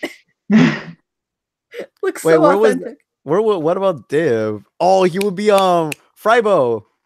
No, he or not Ronaldo. That's what you mean, right? Ronaldo, there we go. Ronaldo, there we go. Fribo. Yeah, like, Ronaldo, yeah. that show is actually based on Invader Zim because Rebecca Really? Sugar's a big Invader Zim fan, and Who would the be diamonds Gaz? are literally the tallest, and Peridot is literally Zim. I think Lapis might be Tack, maybe, and I think Pumpkin's Gur right now. Wait, Oh, that would who would definitely be make any sense. That would definitely would- make sense. who Would would be be who? Gaz? Like Gaz in Steven Universe. Yeah, I don't know if they actually have a. Oh, maybe Onion because he never talks and ignores everybody. Because Gaz does that too. But I he don't doesn't know. creep. I guess. Wait, he does. He does creep out a lot of everybody the out. He's like the universe. creepiest character in the show. So if that was what you're gonna say, no, he's creepy. Oh, have you guys already seen the new episodes? Yeah, I've been I haven't watching seen the the one that latest aired tonight episodes. though. I want to, but I haven't. I like That's- I was liking the song of Familiar. Familiar. Why does Yeah, it seem all familiar? Familiar was good. Yeah, That was really good. I loved it. I like how they made the outfit scene into that. Oh, And I was the like wondering how pebbles. is Steven gonna be dressed up as Pink Diamond, and then it's like, oh, it's a song transformation. Okay, that works. Oh, the one that creeped me out was mostly the nightmare one. Oh yeah, The hair. Oh, and Cartoon Network apparently had a fascination with that episode, just kept airing it. It's like if they aired Dark Harvest on repeat on Nickelodeon. at first, when he saw that, when he released that as a trailer, I was like, "Is Summer Rose Summer Rose is Rose Quartz coming back, or are we gonna see her talking to Steven in Oh, some you mean sort the of room? dream? No, in Or- some sort of dream realm where he's talking to his Oh. mom, because he's vomiting the hair out. So Oh, you mean like the new episodes? Yeah. yeah, and I'm like, Yeah. when I saw that clip bit, I was like, what? I take it you subscribe to the Roundtable? The round table? No. Oh yeah, they do all kinds of Steven Universe stuff, and so does Cartoon Universe. Yeah. Oh no, they just come and go. And sometimes it doesn't really interest me because I just don't really care about the theories. But if it's anything, I'll do mine, shows that are like more into the lore. Like Yeah. what was it? Regular Show. That one was a really good I show. love Regular Show. I haven't watched it in so long, but I love it so much. That was it made me cry at the end though. I didn't watch all the way through though. No? Oh, the ending is really good. The ending is really good, and it kind of shows. And let's go. It's a tear breaker. Yeah, I heard it was really good. I don't know. I didn't even see up to Regular Show the movie yet. I'm really behind. That's fine. You'll catch up and you'll see like, oh, how good it is, and like at the ending, like how good they made the ending for it. I just like their formula. It's just two bros hanging out, and then something random happens. Oh yeah, It's literally it, and then it's the end. And I just love the something random happening part. That's always Yeah. my favorite part. What is this story? I'm just talking to them. There's this Tumblr account, right? Mhm. That you know how people tend to like make their own little comics about the favorite shows they watch, like, oh, Yeah. what if this and what if that. Uh-huh. Yeah. Somebody I don't know who, but somebody is making a little comic up. So instead of, how Rose Quartz falls in love and she sacrifices herself so she could give birth to Steven. Mhm. So this time it's a little bit different. Instead of Rose Quartz, it's White Diamond.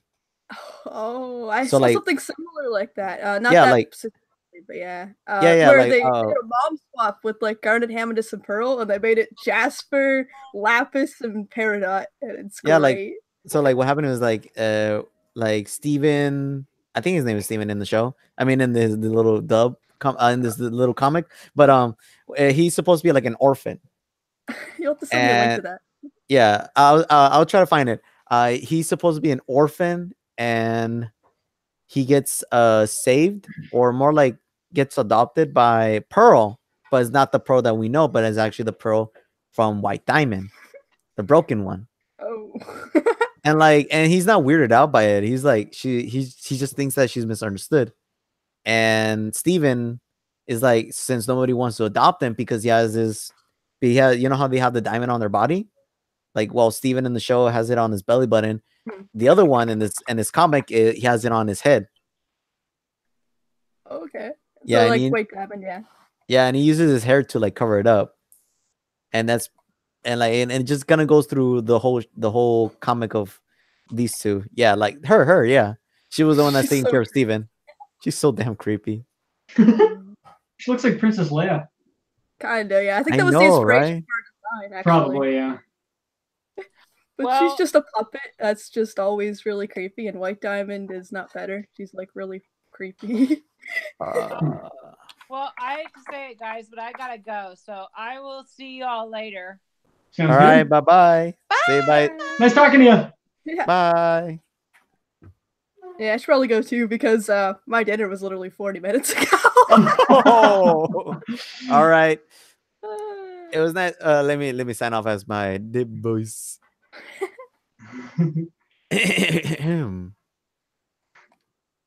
I can't really get it out right now.